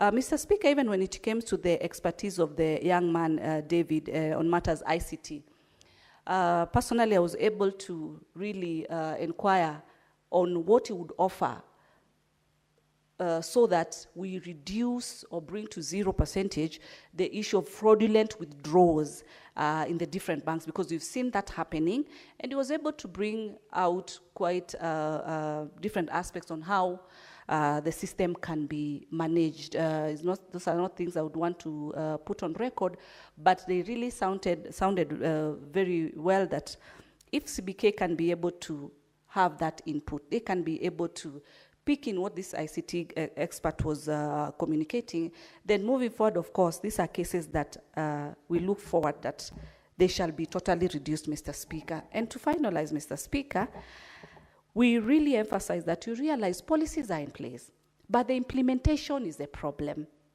An institution like CBK should ensure that there's adherence to the policies that have been set.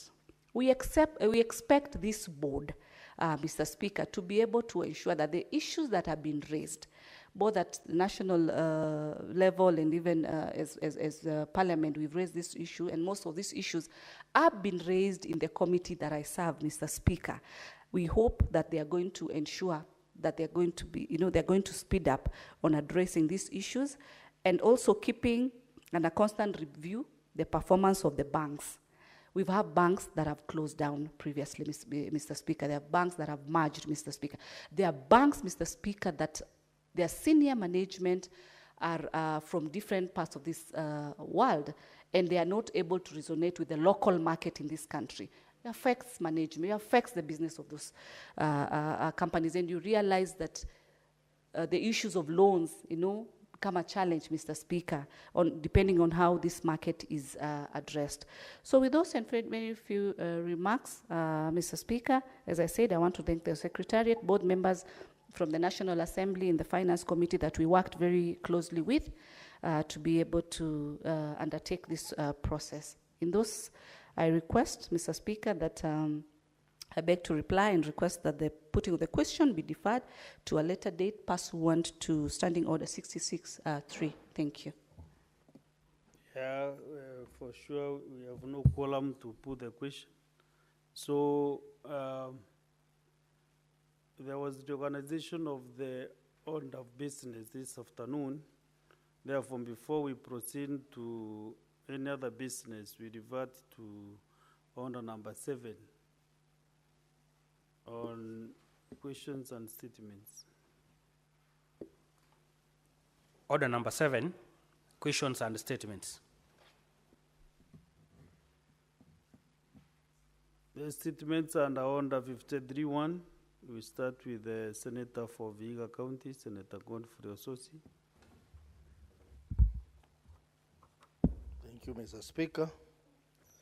I rise pursuant to Standing Order 53-1 to seek a statement from the Standing Committee on Health on a matter of national concern regarding ceaseless existence of expired medication in public health facilities countrywide.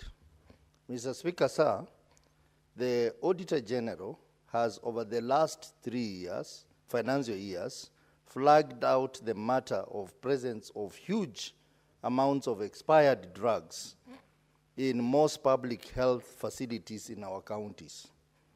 This is a matter that needs to be addressed urgently, since it poses a great risk to the lives of Kenyans seeking treatment in public health facilities, as one never knows when an unscrupulous staffer in these hospitals might actually give such medication to unsuspecting patients.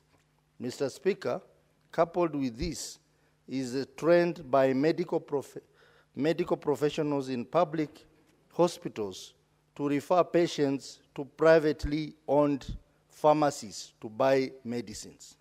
Indeed, recently, the Mombasa County government announced that it would not renew the licenses of pharmacies and chemists operating near public hospitals to tackle the exploitation of patients and curb unfair profits by these businesses. In the statement, the committee should address the following: the total value of expired drugs in public health facilities from the financial years 2022-2023 to 2024-2025. 2, reasons why county health facilities continue to stock expired drugs, including whether there is a possible involvement of county staff and other private health facilities in preference of medicines supplied to public health facilities. 3, the gaps in the supply chain at the Kenya Medical Supplies Agency, KEMSA, that could be leading to the supply and delivery of expired drugs or drugs with a shorter lifespan. 4, possibilities of leveraging on technology in hospitals to monitor stock levels, expiry dates, and any other useful data. 5, and lastly, viability of a policy to regulate chemists and pharmacies operating around public health facilities in the counties. Thank you, Mr. Speaker. Thank you. Next is Senator for Kisumu County, Senator Professor Tom Ojienda.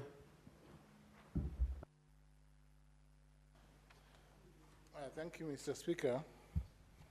Mr. Speaker, I rise under Standing Order 53-1 to seek a statement from the Standing Committee on Education on a matter of national concern regarding the tragic death of 2 Form 4 students at Ramba Boys High School in Ariada, Siaya County. I'm not the senator for Siaya. The 2 students, Mr. Speaker, lost their lives after falling into a septic tank within the school premises that collapsed on 22nd March 2025. The students are said to have been together with others on top of the septic tank when it caved in, trapping them in while other students were seriously injured. This heartbreaking loss has sparked concern over the state of infrastructure in schools across the region and especially in rural areas. In light of this, Mr. Speaker, I convey my sincere condolences to bereaved families and demand the following. 1, that the Committee of Education addresses the circumstances leading to the deaths of the 2 students and immediate action taken by the Ministry of Education in response to the tragedy. 2, a comprehensive audit of all sanitation infrastructural facilities in schools in the country to ensure they meet safety standards. Lastly, measures taken by the government to hold to account any officers found to have been negligent to prevent such fatal incidents in the future. Thank you, Mr. Speaker. Well, next is the Senator for Nairobi City County, Senator Edwin Sifuna. Thank you, Honorable Speaker. I rise pursuant to Standing Order 53-1 to seek a statement from the Standing Committee on Energy on a matter of national concern regarding payments made by the Kenya Power and Lighting Company to independent power producers under take-or-pay contracts, specifically in relation to electricity that is ultimately lost due to high idle capacity.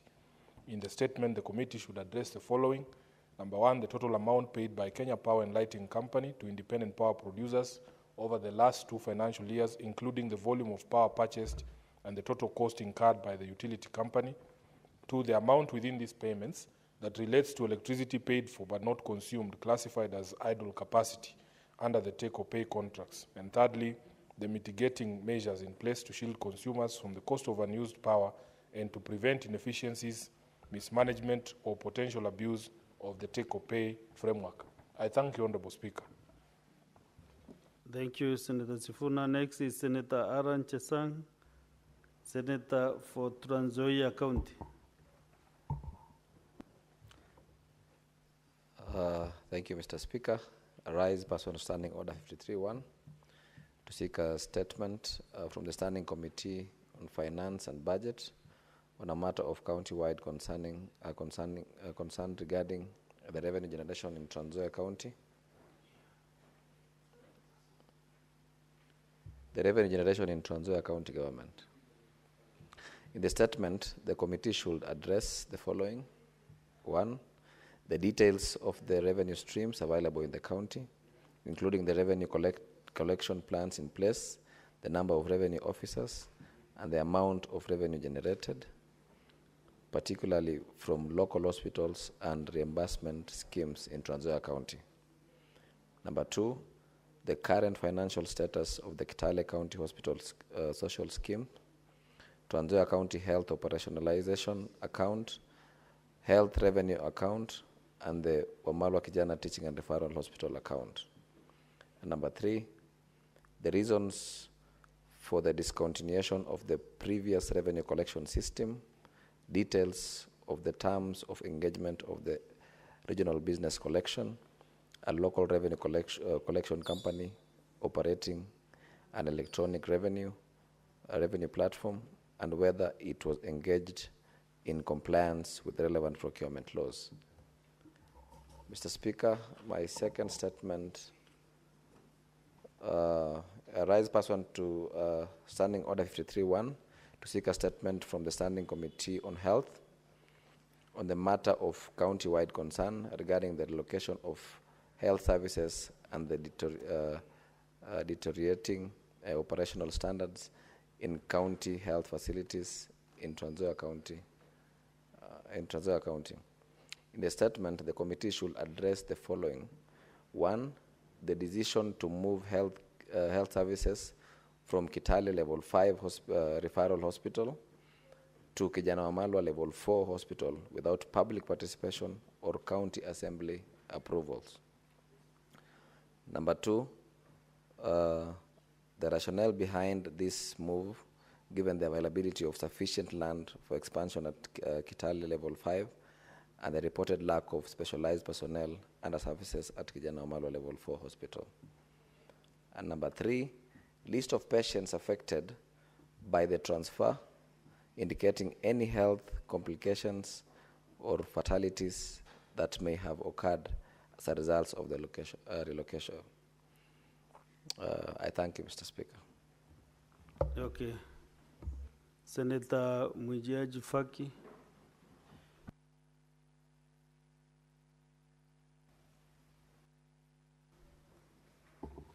I rise pursuant to Standing Order number 53-1 of the Senate Standing Order to seek a statement from the Standing Committee on Roads, Transportation and Housing on the county-wide matter regarding the deteriorating situation at the Likoni Ferry crossing in Mombasa County. Mr. Speaker, sir, the Likoni Ferry channel is a critical crossing point for both vehicular and pedestrian traffic, connecting Mombasa Island to the mainland south and serving residents of Mombasa and Kwale counties, and providing access to neighboring Tanzania through the Lunga border. It's of strategic importance to trade, tourism, and daily commuting, which cannot be overstated. However, Mr. Speaker, sir, in the recent days, the ferry service has suffered severe delays, particularly during peak morning hours and evening hours, resulting in dangerous congestion and heightened risks to public safety.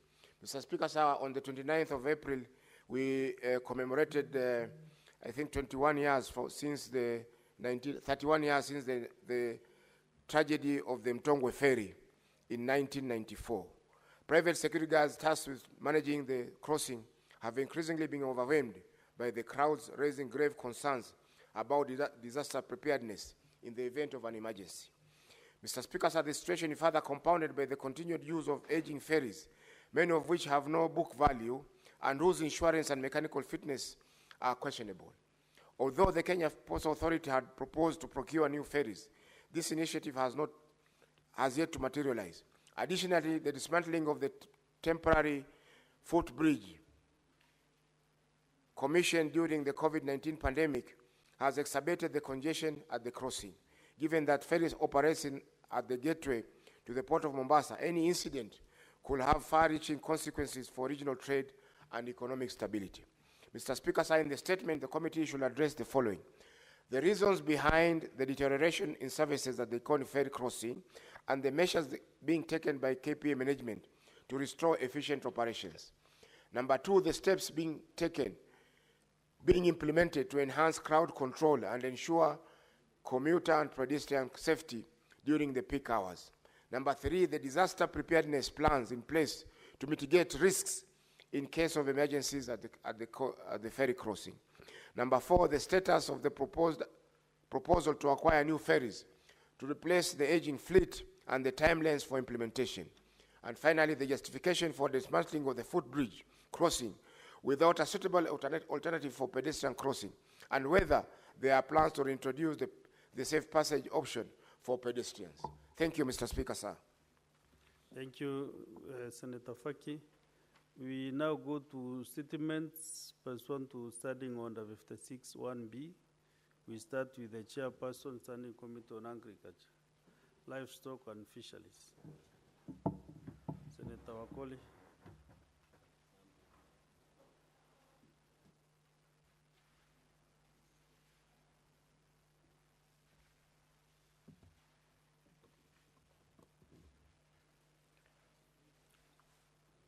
Honorable Speaker, statement relating to the activities of the Standing Committee on Agriculture, Livestock and Fisheries for the period February to April 2025. Pursuant to Standing Order 56(1)B of the Senate Standing Orders, Mr. Speaker, sir, I rise pursuant to Standing Order 56(1)B of the Senate Standing Orders to make a statement relating to the activities of the Standing Committee on Agriculture, Livestock and Fisheries regarding during the first quarter of the fourth session, that is January to April 2024. Mr. Speaker, sir, the Senate Standing Committee on Agriculture, Livestock and Fisheries is established under Standing Order 28(3) of the Senate Standing Orders and is mandated to consider all matters relating to agriculture, irrigation, livestock, fisheries, development, and veterinary services. During the period under review, the committee held a total of 15 sittings, during which it considered 4 bills, 10 statements, and 1 legislative proposal. In the reporting period, the committee held a consultative meeting with the Cabinet Secretary, Ministry of Water and Irrigation to deliberate on the proposed policies, programs, and expenditure ceilings of the respective state departments as contained in the 2025 budget policy statement. The committee further sought information on the status of the financial year 2024-2025 budget and the key policy underlying the expenditure ceilings in the 2025 budget policy statement. Further, the committee participated in the consultative meeting with the Cabinet Secretary, Ministry of Agriculture, and all the SAGAs to consider the programs and projects undertaken by the ministry. Legislative proposals. Honorable Speaker, during the period under review, the committee overtook pre-publication scrutiny on the legislative proposal on the Seeds and Plant Varieties Amendment Bill 2025. The committee recommended it for publication in the Senate. Bills. Honorable Speaker, during the period under review, the committee considered the following 4 bills. A, the Nut and Crop Oil Bill 2023, Senate Bills number 47 of 2024. The committee facilitated public participation pursuant to provisions of Article 118 of the Constitution and Standing Order 145.5, and is currently considering stakeholder submissions. B, the Cotton Bill Industry Development Bill 2023, Senate Bills number 5 of 2023. The committee considered the Presidential Memorandum on the Cotton Industry Development Bill 2023. The committee observed that the Presidential Memorandum on the Cotton Industry Development Bill 2023 was not properly placed before the committee owing to the stipulated timelines. C, the Livestock Protection and Sustainability Bill 2024, Senate Bills number 32 of 2024.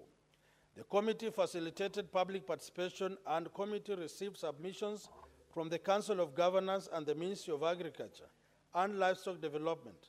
The committee will conduct public participation in livestock rearing counties of Samburu, Kajiado, Garissa, and Taita Taveta, and therefore table its report. D, the Coffee Bill 2023, Senate Bills number 10 of 2023. The bill was proposed and passed in the Senate with amendments on 1st August 2024 and thereafter referred to the National Assembly, where it was passed with amendments on 26 November 2024. The committee considered and adopted the report for tabling in the Senate. Statements. Mr. Speaker, sir, during the period under review, 10 statements were sought from the committee, out of which 5 statements have been responded to as follows. A, statement on the impending dissolution of Pyrethrum Processing Company in Kenya sought by Senator Richard Onyonka, MP, letter forwarding response shared with the Senator. B, statement on the gazettement of domesticated water buffalo as a food animal sought by Senator Catherine Muma, MP, letter forwarding response shared with the Senator. C, statement on the status of purchase of wheat from Kenyan farmers sought by Senator Jackson Mandago, MP, letter forwarding response shared with the Senator. And D, statement on the ongoing livestock vaccination program in the country sought by Senator Mohammed Chute, MP, response shared with the Senator. Statement on the inequitable distribution of fertilizer by the National Cereals and Produce Board, sought by Senator John Methu, later forwarded response with the Senator. Number 9, Mr. Speaker, sir, the following 5 statements from the year 2024 are yet to be responded to. Statement on the importation of fertilizer by the National Cereals and Produce Board, sought by Senator Mohammed Chute. Statement on the distribution of donated fertilizer by National Cereals and Produce Board, sought by Senator Mohammed Chute. Statement on fishing activities in Nakuru National Park led to the shooting of 4 young men at Barut and Mwariki area of Nakuru West, sought by Senator Tabitha Keroche, MP. Statement on the status of completion of Isiolo Export Abata, sought by Senator Fatuma Dulo. And finally, statement on the delayed payments of dairy farmers by the Kenya Cooperative Creameries, KCC, sought by Senator William Kisang, MP. Mr. Speaker, sir, during the next quarter of committee, we will undertake inspection visit to Turkana County on the irrigation scheme projects and also undertake inspection visits to NCPB depots across the country on the status of availability of seeds and fertilizer. I thank you, Honorable Speaker, Senator Wafula Wakoli, MP, Chairperson, Standing Committee on Agriculture, Livestock and Fisheries, dated 2nd May 2025. Thank you, Honorable Speaker. Thank you, Senator Wafula, the Chairperson of Agriculture, Livestock and Fisheries Standing Committee. I now invite the Chairperson, Standing Committee on Devolution and Intergovernmental Relations, to make a statement relating to the activities of the committee for the period January to April 2025. Senator Professor Kamar, proceed to table your report. Thank you, Mr. Speaker.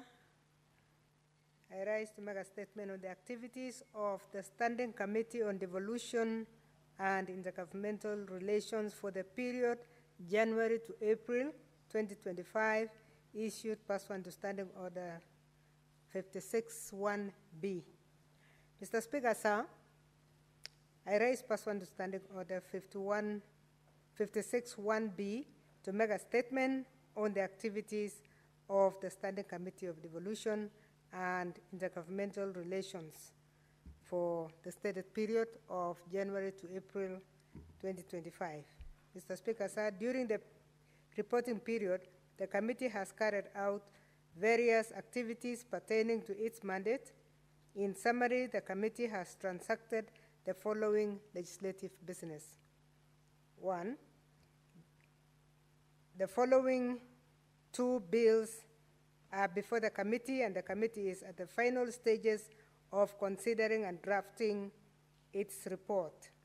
The first one is the Office of the County Attorney Amendment Bill 2024, Senate Bills number 47 of 2024, and the second one is the County Government Laws Amendment Bill 2024, Senate Bills number 52 of 2024.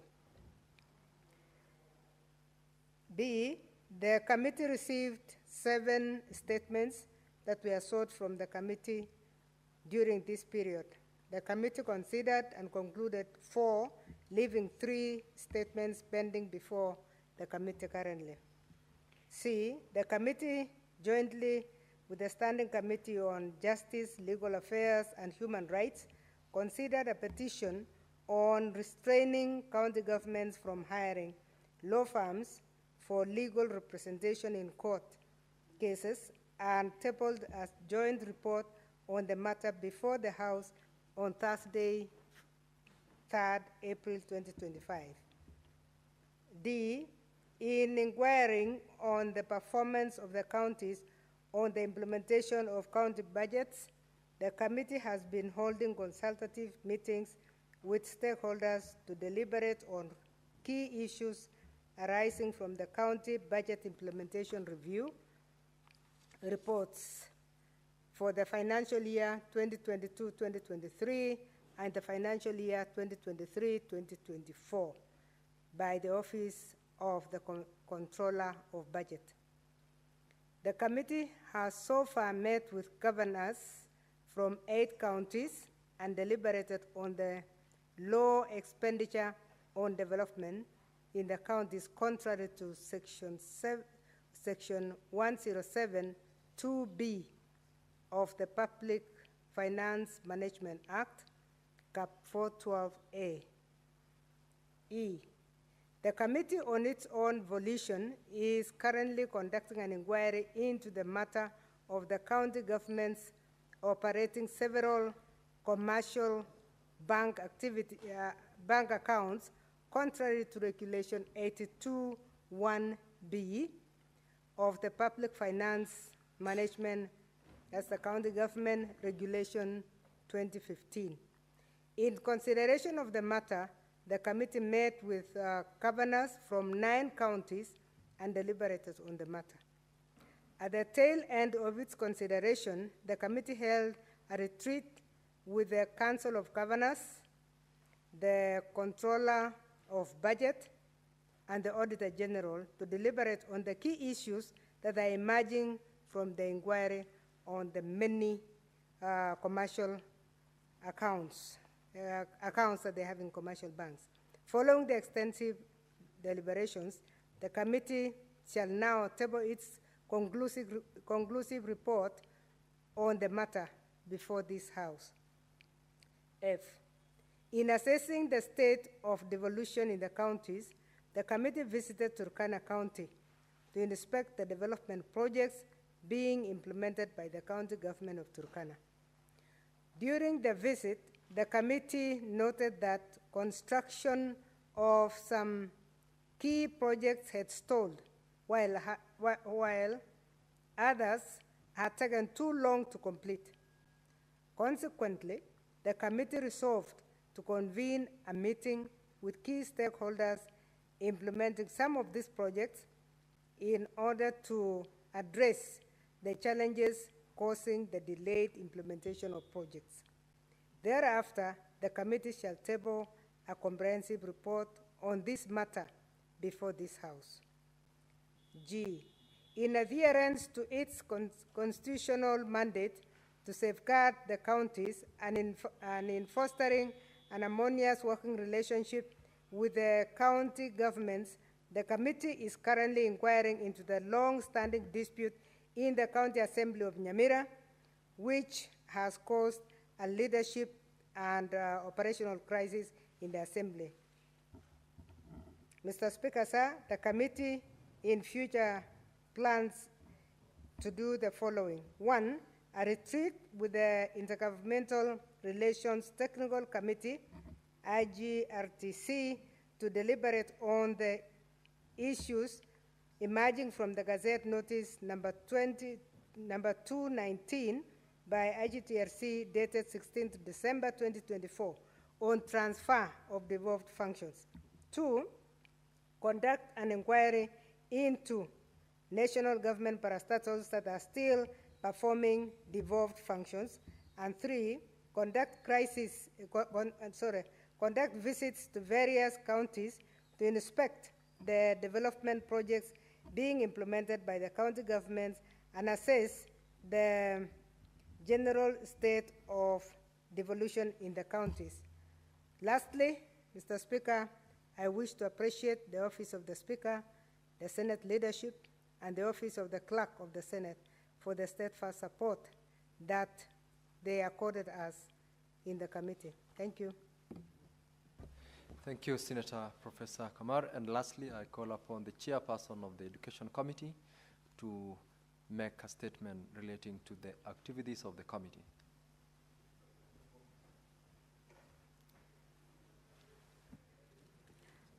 Thank you, Mr. Speaker, sir. This is a statement relating to the activities of the Standing Committee on Education for the period between 1st January 2025 to 30th April 2025, pursuant to Standing Order 56.1b.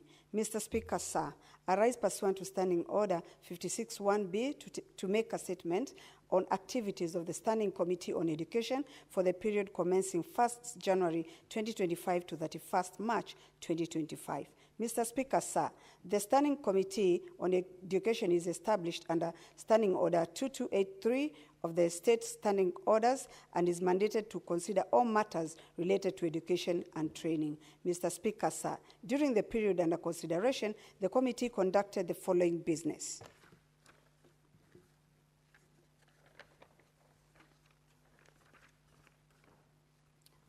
A, committee meetings. The committee held 4 sittings.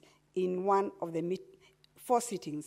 meetings, the committee considered the 2025 budget policy statement, education sector priorities, and recommended, among other things, a conditional grant to counties for the school feeding program in ECDE centers so as to improve enrollment of learners. B, bills. Mr. Speaker, sir, there were no bills referred to the committee during this period. C, legislative proposals. There were no legislative proposals referred to the committee during this period. D, petitions. Mr. Speaker, sir, the committee moved a motion for adoption of the reports on the following 2 petitions concluded by the committee. A, petition concerning the discrimination by Teacher Service Commission on payment of hardship allowances and enhanced house allowance to some teachers in Kilifi County. And B, petition on discrimination of payment of hardship allowance to some teachers in Taita Taveta County. To address the concerns raised in the 2 petitions, the committee recommended, among other things, that the Ministry of Public Service Performance and Deliverance Management prepares and submits an appropriate policy and statutory instrument on identification and designation of hardship areas. Mr. Speaker, sir, the committee is undertaking an inquiry on the status of implementation of early childhood development education, ECDE, and technical and county vocational education and training policies in the country. In conducting this inquiry, the committee invited governors of respective county governments to meetings to respond to issues sought by the committee, and thereafter undertook county visits to oversight the status of implementation of ECDE and vocational education and training. During the reporting period, the committee has so far met with the governors of Kajiado, Nyeri, Trans Nzoia, and Kitui counties, and undertook county visits to inspect ECD and vocational training centers in Machakos and Kajiado counties. From preliminary findings, the committee noted that county governments are implementing ECDE and vocational training policies in a coordinated manner. F. Statements. Mr. Speaker, sir, during the period under review, the committee processed 17 statements, sought under Standing Order 53-1 of the Senate Standing Orders. The committee is currently processing 45 statements and intends to conclude on these statements in the next quarter. The status of the pending statements at the time of reporting is attached to this statement, and I will table it to this House. G. Parliamentary diplomacy. The committee undertook a learning visit to the East Africa Legislative Assembly, EALA, and East and Southern Africa Management Institute, ISEMI, in Arusha, Tanzania, in January 2025. These visits were undertaken in an effort to enhance regional integration of the East African community. H. Resolutions. The committee is currently considering a resolution of the Senate on the State of the Nation address, where the committee was tasked to liaise with the Ministry of Education and other stakeholders with a view to resolving the following 3 issues. A. Concerns raised regarding junior secondary school education. B. The new university funding model for university education. And C. The acceptability of competencies-based curriculum, CBC. To this end, the committee has engaged the State Department of Higher Education and Research and was informed that the National Committee formed on September 16, 2024 to review and refine the new university funding model, officially known as the Variable Scholarship and Loan Funding Model, had prepared a report that was to be presented to the President. The committee was scheduled to retreat with the Ministry of Education on the findings and recommendations on the report and on the other 2 issues raised in the motion. I thank you, Mr. Speaker, sir. This is Senator Betty Montet, MP, Chairperson, Standing Committee on Education. Thank you, Senator Betty. Now, honorable members, before I allow you to make comments on the statements under 56 and 52, there is a statement by Senator Sifuna that had been approved by the chair. I will allow Senator Sifuna to make that statement. Thereafter, I will allow members to make comments on both statements under Standing Order 56 and those under Standing Order 53. Proceed, Senator Sifuna. Thank you, Honorable Speaker, for your kind indulgence. I rise pursuant to Standing Order 52-1 to make a statement of general and global concern, namely the passing on of Pope Francis, the head of the Catholic Church and sovereign of the Vatican State, who died on Easter Monday, 21st April 2025, at the ripe age of 88. I join the rest of the world in celebrating the life of arguably the most liberal and progressive Pope ever. His death is a huge loss to progressives of all shades across the world. Mr. Speaker, as a practicing Catholic myself and one who has had the privilege to see 3 popes in my life, with a 4th about to start his term, I have had time to reflect on the values and principles that the leader of the Holy See usually bestows on the Catholic community, the largest religious denomination across the world. In my reflections, I have come to understand that the key qualities that made Pope Francis unique on the stellar role of popes were his genuine compassion, his grace towards the poor and the vulnerable, his deep belief in the principles of inclusivity, and the mighty hand of support he extended to the marginalized, including sexual and gender minorities, at times when these topics were anathema in most parts of the globe. Indeed, Pope Francis manifested courage in its pure form. Mr. Speaker, sir, it is meaningless to celebrate the lives of the departed if we do not take moments to ask what lessons we have drawn from them or their works. Predictably, many leaders in Kenya and in the world have had occasion since the death of the Pope to hail him as a great person, a wonderful human being, and a compassionate Jesuit. However, I have to point out to everyone that Pope Francis, while he served, declined the trappings of the papacy, preferring to live in a humble life to live a humble life in his Casa Santa Maria Marta residence, rather than the papal apartments used by his predecessors. Besides this, the Pope was a legendary believer and purveyor of the common touch philosophy, always preferring to reach out to the masses and to show compassion to the lowly. Indeed, the late Pontiff was a strong opponent of global economic models that enriched a few and widened the gap between the rich and the poor, often pointing out the unsuitability of such economics. Mr. Speaker, sir, it is my strong contention, therefore, that mourning the Pope in flowery media releases while holding on to the exclusivity of right-wing politics, divisive ethnic rhetoric, corruption, and wanton theft of public resources is hypocritical, insofar as it runs counter to the principles held dear by the departed Pontiff. The Catholic Communion is often painted as a hugely conservative institution, and yet in the period that it has been led by a progressive liberal, the conversation around freedom, rights, and equality has been magnified more. The lesson being that a good person at the top is all it takes for a society to find its foot and move forward. I am hoping that this lesson will not be lost to both Catholics and non-Catholics as we seek a united front in socio-economic and political realms to empower our people and move our countries forward. Mr. Speaker, sir, I am inclined to express my hope that whoever becomes the new Pope will stay on the progressive path charted by the departed Pontiff rather than returning the Holy See to the conservative arena. The challenges facing the Church and the world today require a new focus, new methods, and a new vision.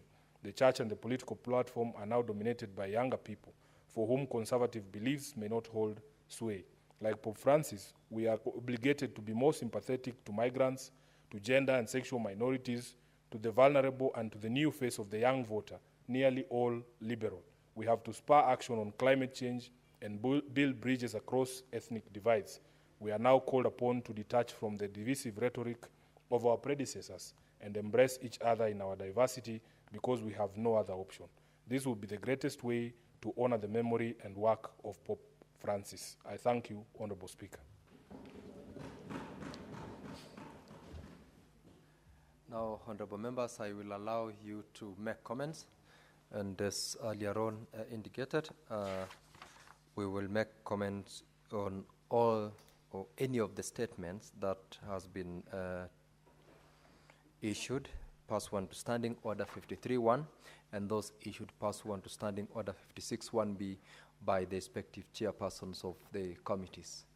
And I'll start, Senator Maureen Tabitha. Do you wish to? Yeah, thank you, Mr. Speaker. Thank you. Allow me to make comments on the first statement for Senator Osose, Vihiga County, Mr. Speaker. And this is in regards to the issue of expired drugs in the different counties.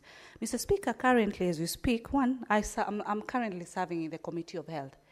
And a few weeks ago, I think 2 weeks, we were able to visit different counties, Wajir, Marsabit, and Mandera.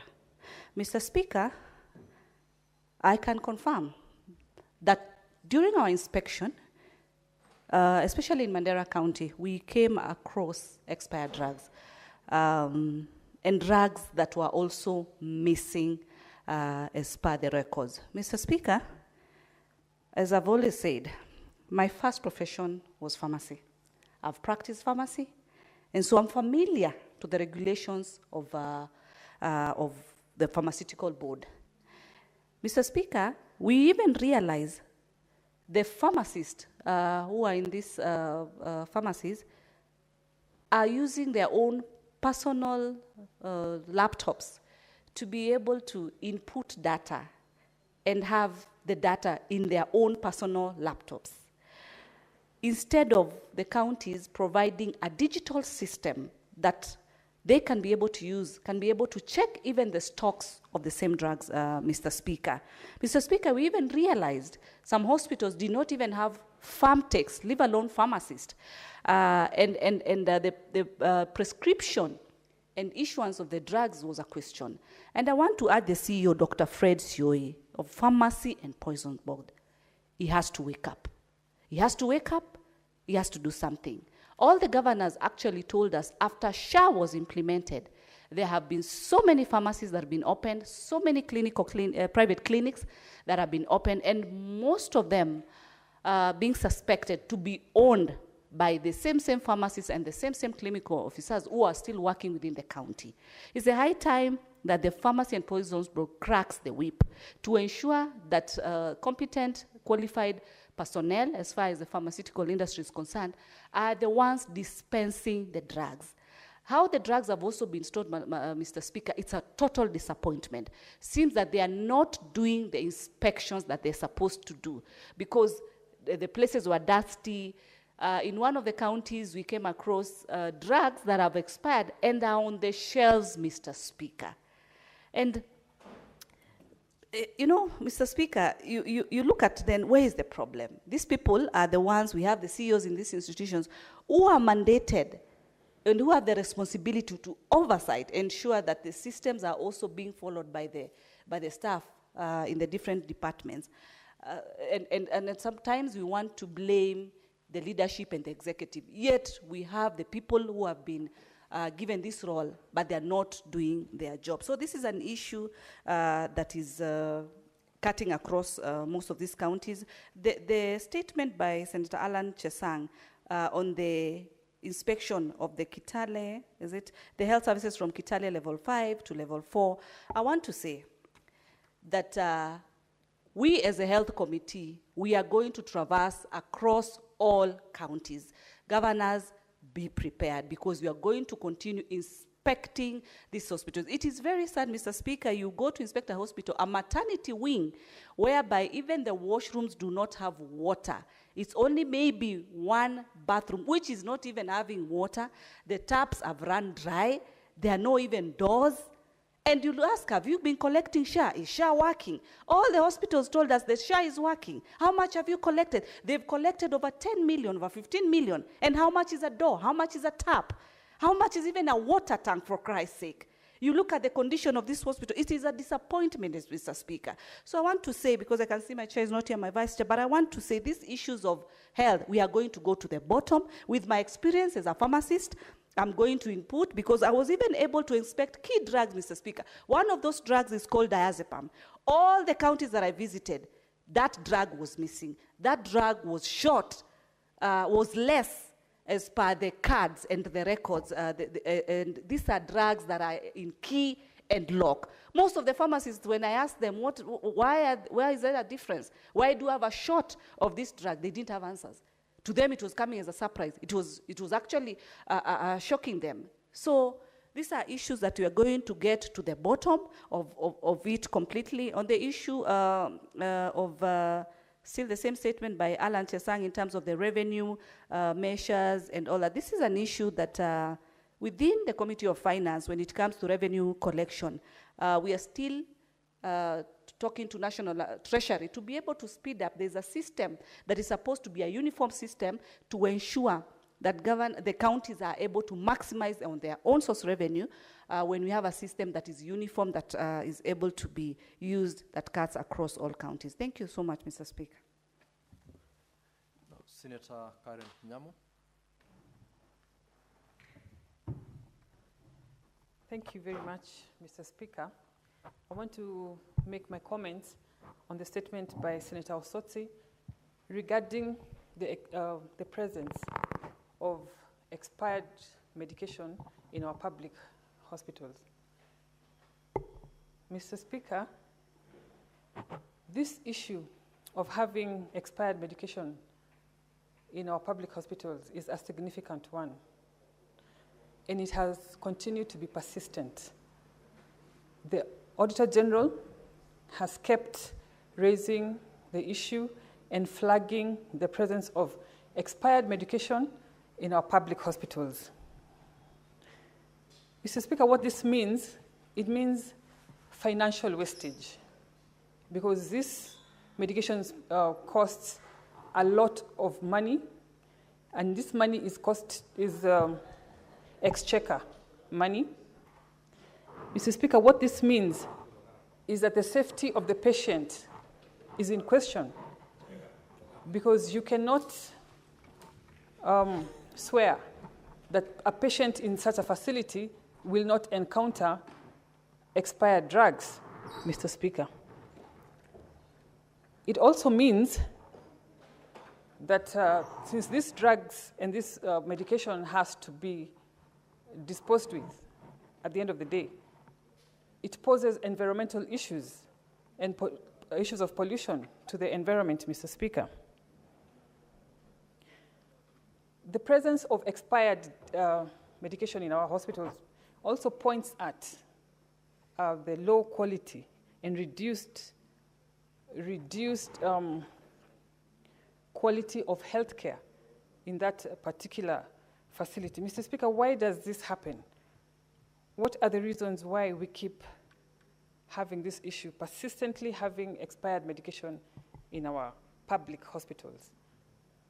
Poor inventory system, where we have oversupply of a certain drug and other drugs are in shortage.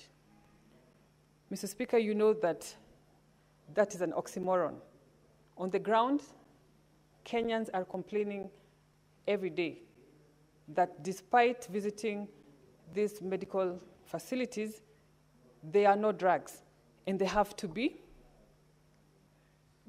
get prescriptions to go and buy or purchase these drugs out of the hospital, which brings me to a very key point, Mr. Speaker, that practitioners in these public hospitals, pharmacists, often prefer prescribing drugs to patients so that they can go and buy those drugs outside because they already are running pharmacists.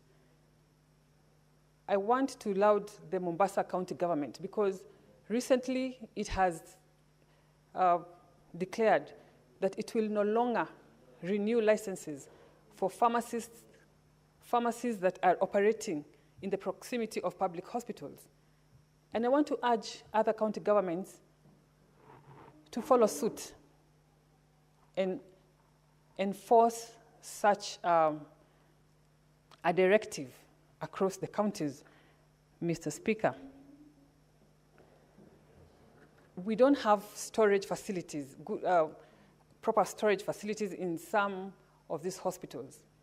I want to urge the Committee of Health in this House, Mr. Speaker, to ensure, because I've heard that they're going to go around the whole country tackling this particular issue of expired drugs in our public hospitals. I want them to be able to facilitate or make sure that these hospitals don't not only reprimanded, but are also facilitated with proper storage, space, and facilities, Mr. Speaker.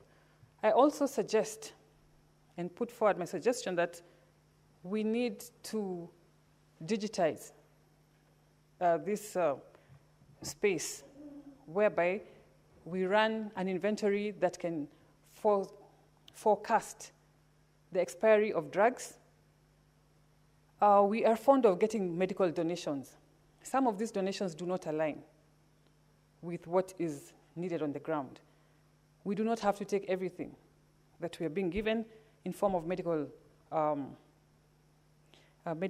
donations, because some of them are not even what we use as a country. And with that, Mr. Speaker, I also want to comment on the statement by Senator Sifuna on the late Pope Francis. I am not a Catholic, but Pope Francis was one of the popes who caught my interest because of a lot of the stands he took. He was very open and very outspoken about global affairs. He spoke about the war in Gaza. He was open about the LGBTQ movement in the globe. And I want to state that just because I admired his outspokenness does not mean that I support the LGBTQ movement. I think my stand is known, my preference is out there. And as we mourn the Pope, we have seen that there are proposed African popes to take over from him. I don't know why Senator Boni Halole is laughing. It may sound far-fetched, but at least for the first time, we are having a possibility of a black pope. It is a huge step in the right direction. Thank you, Mr. Speaker. Senator Cherargei Samson.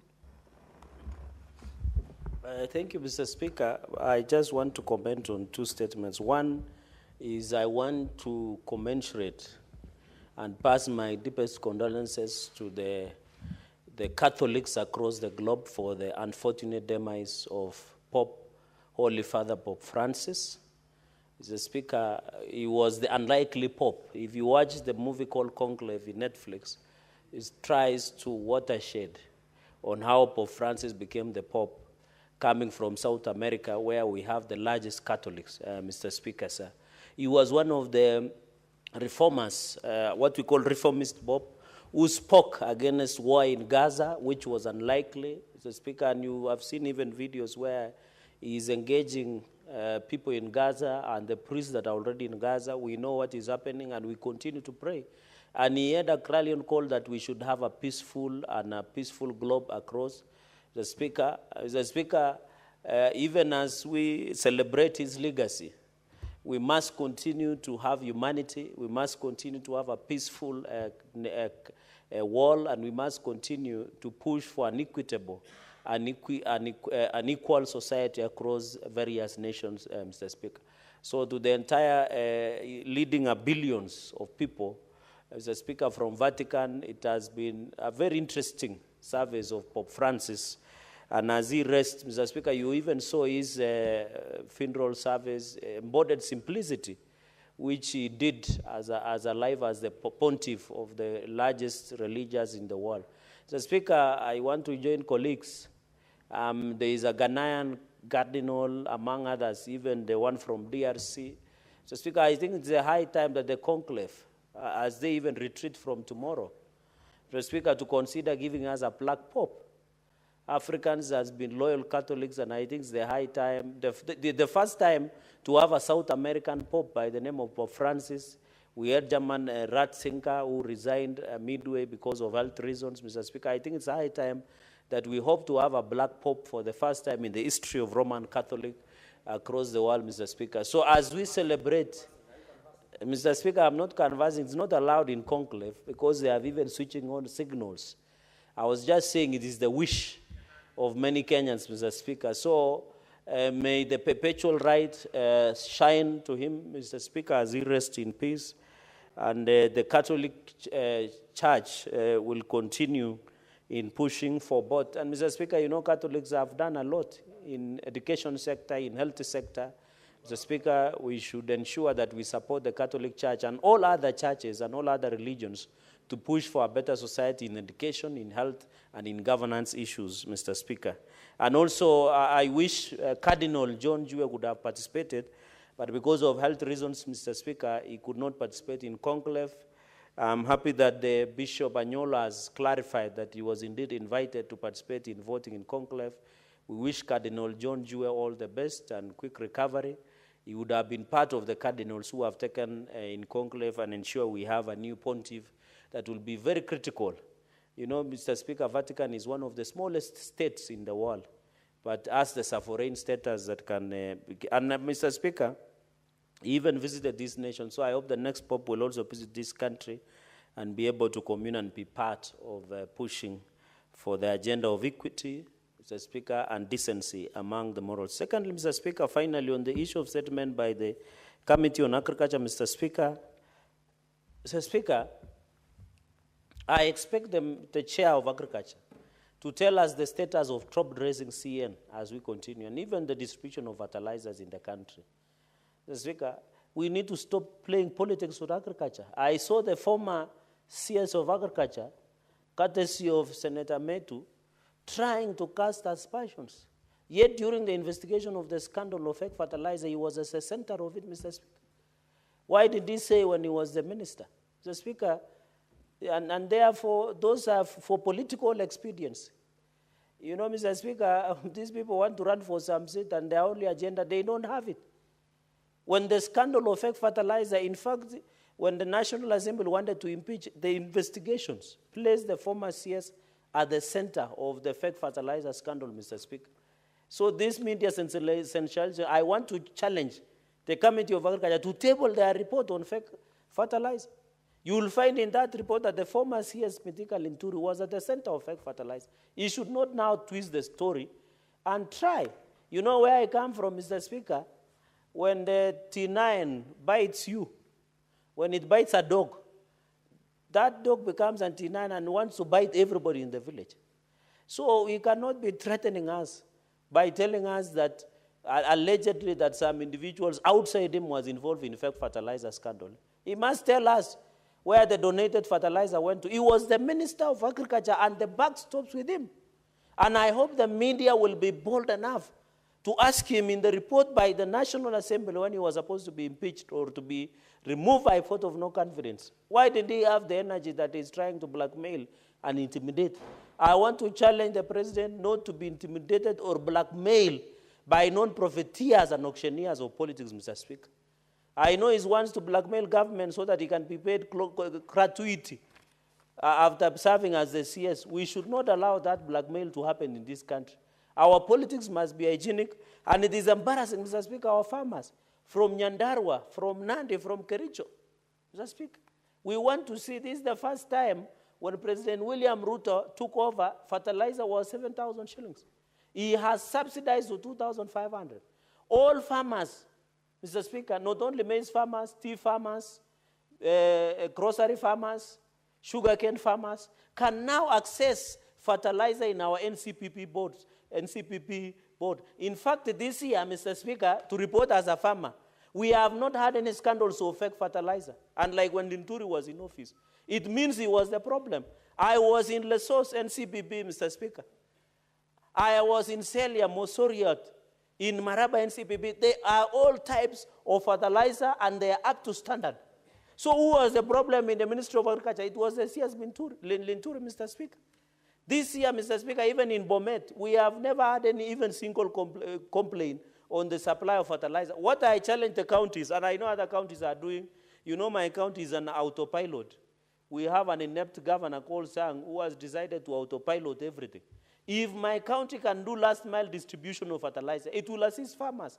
And I want to challenge governors across the country, Mr. Speaker, including Governor Jobri and Governor Barjok and Governor Badilisha, to do last mile distribution of fertilizers to save farmers on transport costs, Mr. Speaker, so that it becomes cheaper at the end of the day. I want to challenge NCPB to ensure that there is top dressing, the urea and CN, Mr. Speaker, to ensure that farmers have access to the fertilizer, Mr. Speaker. So I expected Mr. Speaker, in conclusion, the Agriculture Committee to tell us. Finally, Mr. Speaker, I saw the CS of Agriculture, CS Mutai Kagwe, is currently in Kericho, Mr. Speaker, discussing about issues of bonuses. Mr. Speaker, we want to be told which mathematics and complications that when you go to another region in this country, they are getting highest bonus up to 68 shillings. But when you come to Nandi, we are getting as low as 17 shillings. Which magic are they doing here in Mombasa that we are being told tea from Western Kenya amounting 34 billion has not yet sold, but from one region are being sold, Mr. Speaker. I hope CS Mutai Kagwe is not doing a PR exercise in Kericho as we talk today. He must tell the farmers of Kericho, of Nandi, of Bomet, and across Western Kenya, why is it that we are getting less bonuses, Mr. Speaker? You and me know, and Senator Aaron Cheruiyot, whenever we are in weekend, one question that our farmers ask her is only constant. Why is our bonuses lowest in this region than other regions, Mr. Speaker? So I want to challenge CS Mutai Kagwe that as he are working on the issue of tea, he must tell us what is the problem with this issue of tea. And I hope as we do sector reforms of tea, Mr. Speaker, the friend of Metu should tell us why he stole and objected the reforms of tea sector, which farmers should have reaped. And I remember Senator Aaron Cheruiyot hosted us for the tea conference, We must reap fruits for the guarantee minimum returns for the betterment of a tea farmer, a sugarcane farmer, a coffee farmer, and a maize farmer. With your indulgence, Mr. Speaker, I support all those statements. I thank you. Senator Cherage, it is not called Western region in the sugar, not sugar, but tea. It's called West of the Rift. The West of the Rift is Nandi, Kericho, Bomet, and the Western region. That is the region called the West of the Rift. Honorable Senators, there being no other member who is a Senate Majority Leader, you are not on. You have just made that request, and I definitely will allow you to make your comments. On the report from the Devolution Committee, but they have since left, Mr. Speaker. Mr. Speaker, I'm deeply concerned. I listened to the presentation by, I think, the Senator Kamar on behalf of the Devolution Committee on the activities that committee has undertaken. And I'm particularly worried, Mr. Speaker, because of the situation that's pertaining in the neighboring county of Kisii. No, not Kisii, Nyamira, rather, Mr. Speaker, where there are 2 county assemblies, Mr. Speaker. It will be interesting to know why, up to now, we are unable to resolve what appears to me to be a pretty straightforward issue. I said it when this matter first came to this House, Mr. Speaker, that the easier thing to do is to establish which of these institutions is a controller of budget funding and allowing release of funds to, Mr. Speaker. Who is the clerk? Because clerks are gazetted, Mr. Speaker, and it is known. Therefore, it is important for the clerk, who's the administrator of the county assembly, duly recognized by the government, Mr. Speaker, to come and appear before the House and confirm to which house does he owe allegiance to of these so-called 2 houses. There can only be one, Mr. Speaker, and what is the situation that pertains there. I wanted to listen to the presentation from that committee on how they have succeeded, Mr. Speaker, in securing justice for the people of Nyamira who continue to suffer because of lack of the services of primary oversight. Because a dysfunctional assembly, Mr. Speaker, means that nobody is actually checking the going-ons in the county executive of Nyamira. And perhaps you would not place Governor Nyaribo very far away from this dispute, because he benefits the more. A weekend assembly, Mr. Speaker, benefits more the executive more than any other person, because it means they're able to have a free hand and a free rein in the things that are happening, and they're able to do whatever it takes. Mr. Speaker, I would also wish to register my concerns with that particular committee with regards to another issue that has emerged in our county governments, Mr. Speaker. We said this when we were passing the CPIC reports towards the close of the session, not actually the session, but the period before we went on recess, Mr. Speaker, where we hurriedly passed, I think, almost 50 reports combined here on very topical issues in our county governments, issues of maladministration, Mr. Speaker, governance challenges, and so on and so forth. It is not right, Mr. Speaker, that featuring prominently from the Devolution Committee, nothing has been said actually with that regard on what we as a Senate need to do, because it's not a good situation when we are being told that on average 90 to 99% of the counties, Mr. Speaker, are spending on average 10 to 20% only of all these funds that you're talking about as devolved funds on development. The rest, Mr. Speaker, is on recurrent expenditure, Mr. Speaker, and other charges, you know, that were not the original intent of devolution, Mr. Speaker.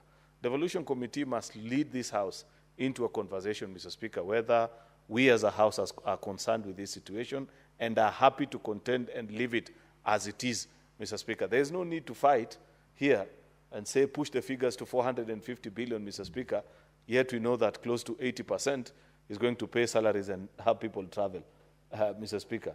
On average, every county, perhaps you'd find only hardly 2 to 3% of the county population works in the county government. if that 2 to 3% in their service provision, Mr. Speaker, is consuming close to 50% of the funds that we are devolving, is that really the original intention of devolution, Mr. Speaker? I don't think that's the case. And therefore, as a House, we must make difficult decisions and guide counties, hold their hands, help them to make the right decisions so that they are prudent use of resources, Mr. Speaker. PFM is not a suggestion, Mr. Speaker. It is a set of rules that we are actually duty-bound as a House to ensure that we enforce its compliance with, Mr. Speaker, and ensure, Mr. Speaker, that county governments actually follow through with what was the intended purpose of those particular regulations that we have passed here on many occasions. And therefore, Mr. Speaker, apart from these county visits that we're increasingly getting to hear, that this committee visited this particular place, it's a good thing for committees to visit. But I'd wish, Mr. Speaker, that we'd address ourselves to more concrete and substantial issues, Mr. Speaker, that will help the country appreciate and know that the Senate has taken its place, and our duty of oversight, Mr. Speaker, is something that we take quite seriously. I am further even concerned, Mr. Speaker. I said this towards the end of last session, that it is possible for us as a House, Mr. Speaker, to develop the tools through which we can measure the performance of a county government. And Senate gives a fair and objective appraisal of all the 47 county governments based on the indices that we develop, Mr. Speaker. This is not rocket science. These are things that are available, Mr. Speaker. How a county treats pending bills, what percentage of their resources they are dedicating to development, Mr. Speaker, on-source revenue growth as a factor of that particular issue, Mr. Speaker, corruption indexes, the cases that are being reported, completion of projects, Mr. Speaker, budget implementation, absorption of the budget. These are things that we know, and they're available in all the 47 county governments, which, Senator Mungatana, surely, you want to tell me that as a House, if the devolution committee was to lead us, and the budget and finance, or if it's difficult for them, those of us that take our legislative duties seriously, like yourself, Senator Cherargei here, the Speaker, and so many of us here, Mr. Speaker, we can develop the tools. Why do you have to wait for some dubious institutions, Senator Mungatana, to rank governors and troop them here to Nairobi and say, oh, Governor this has performed, yet we know how people secure these things. That's a stupidity of the highest order. Even a governor who goes to pose for pictures with those things, Mr. Speaker, is a con man that the people of that county should quickly reject, Mr. Speaker. Because what basis has been used to indicate your performance? Yet we know the tools that we can use to measure the performance of a county government. And that is a responsibility which we as Senate cannot pass on to any other person. These are things that we need to do ourselves, colleagues senators, and ensure that we set the indices together with the Parliamentary Budget Office, develop the framework and the formula, such that when it is applied and weighted, you can see the performance of a county government and objectively are able to assess, Mr. Speaker, and say, this is what we know about it and the things that are happening.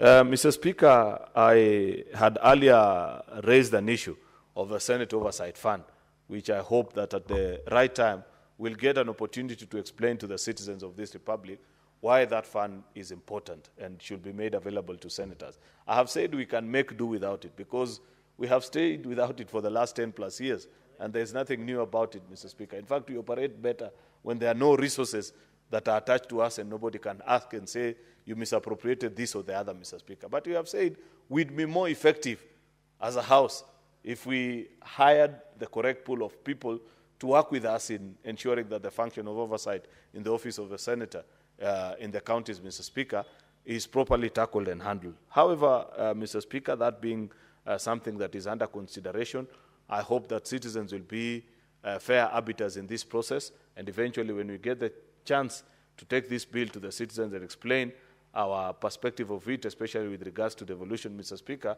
we will make the right decision. I thank you, Mr. Speaker. I take judicial notice of the fact that it's a few seconds to the rise of the House, and therefore I quickly conclude my comments. I thank you, Mr. Speaker. Thank you very much, Senator Aaron Turiot, Majority Leader. Shall we rise, honorable members? It is Honorable Senators, it is now 6:30 p.m. Time to adjourn the Senate. The Senate therefore stands adjourned until tomorrow, Wednesday, 7th May 2025 at 9:30 a.m.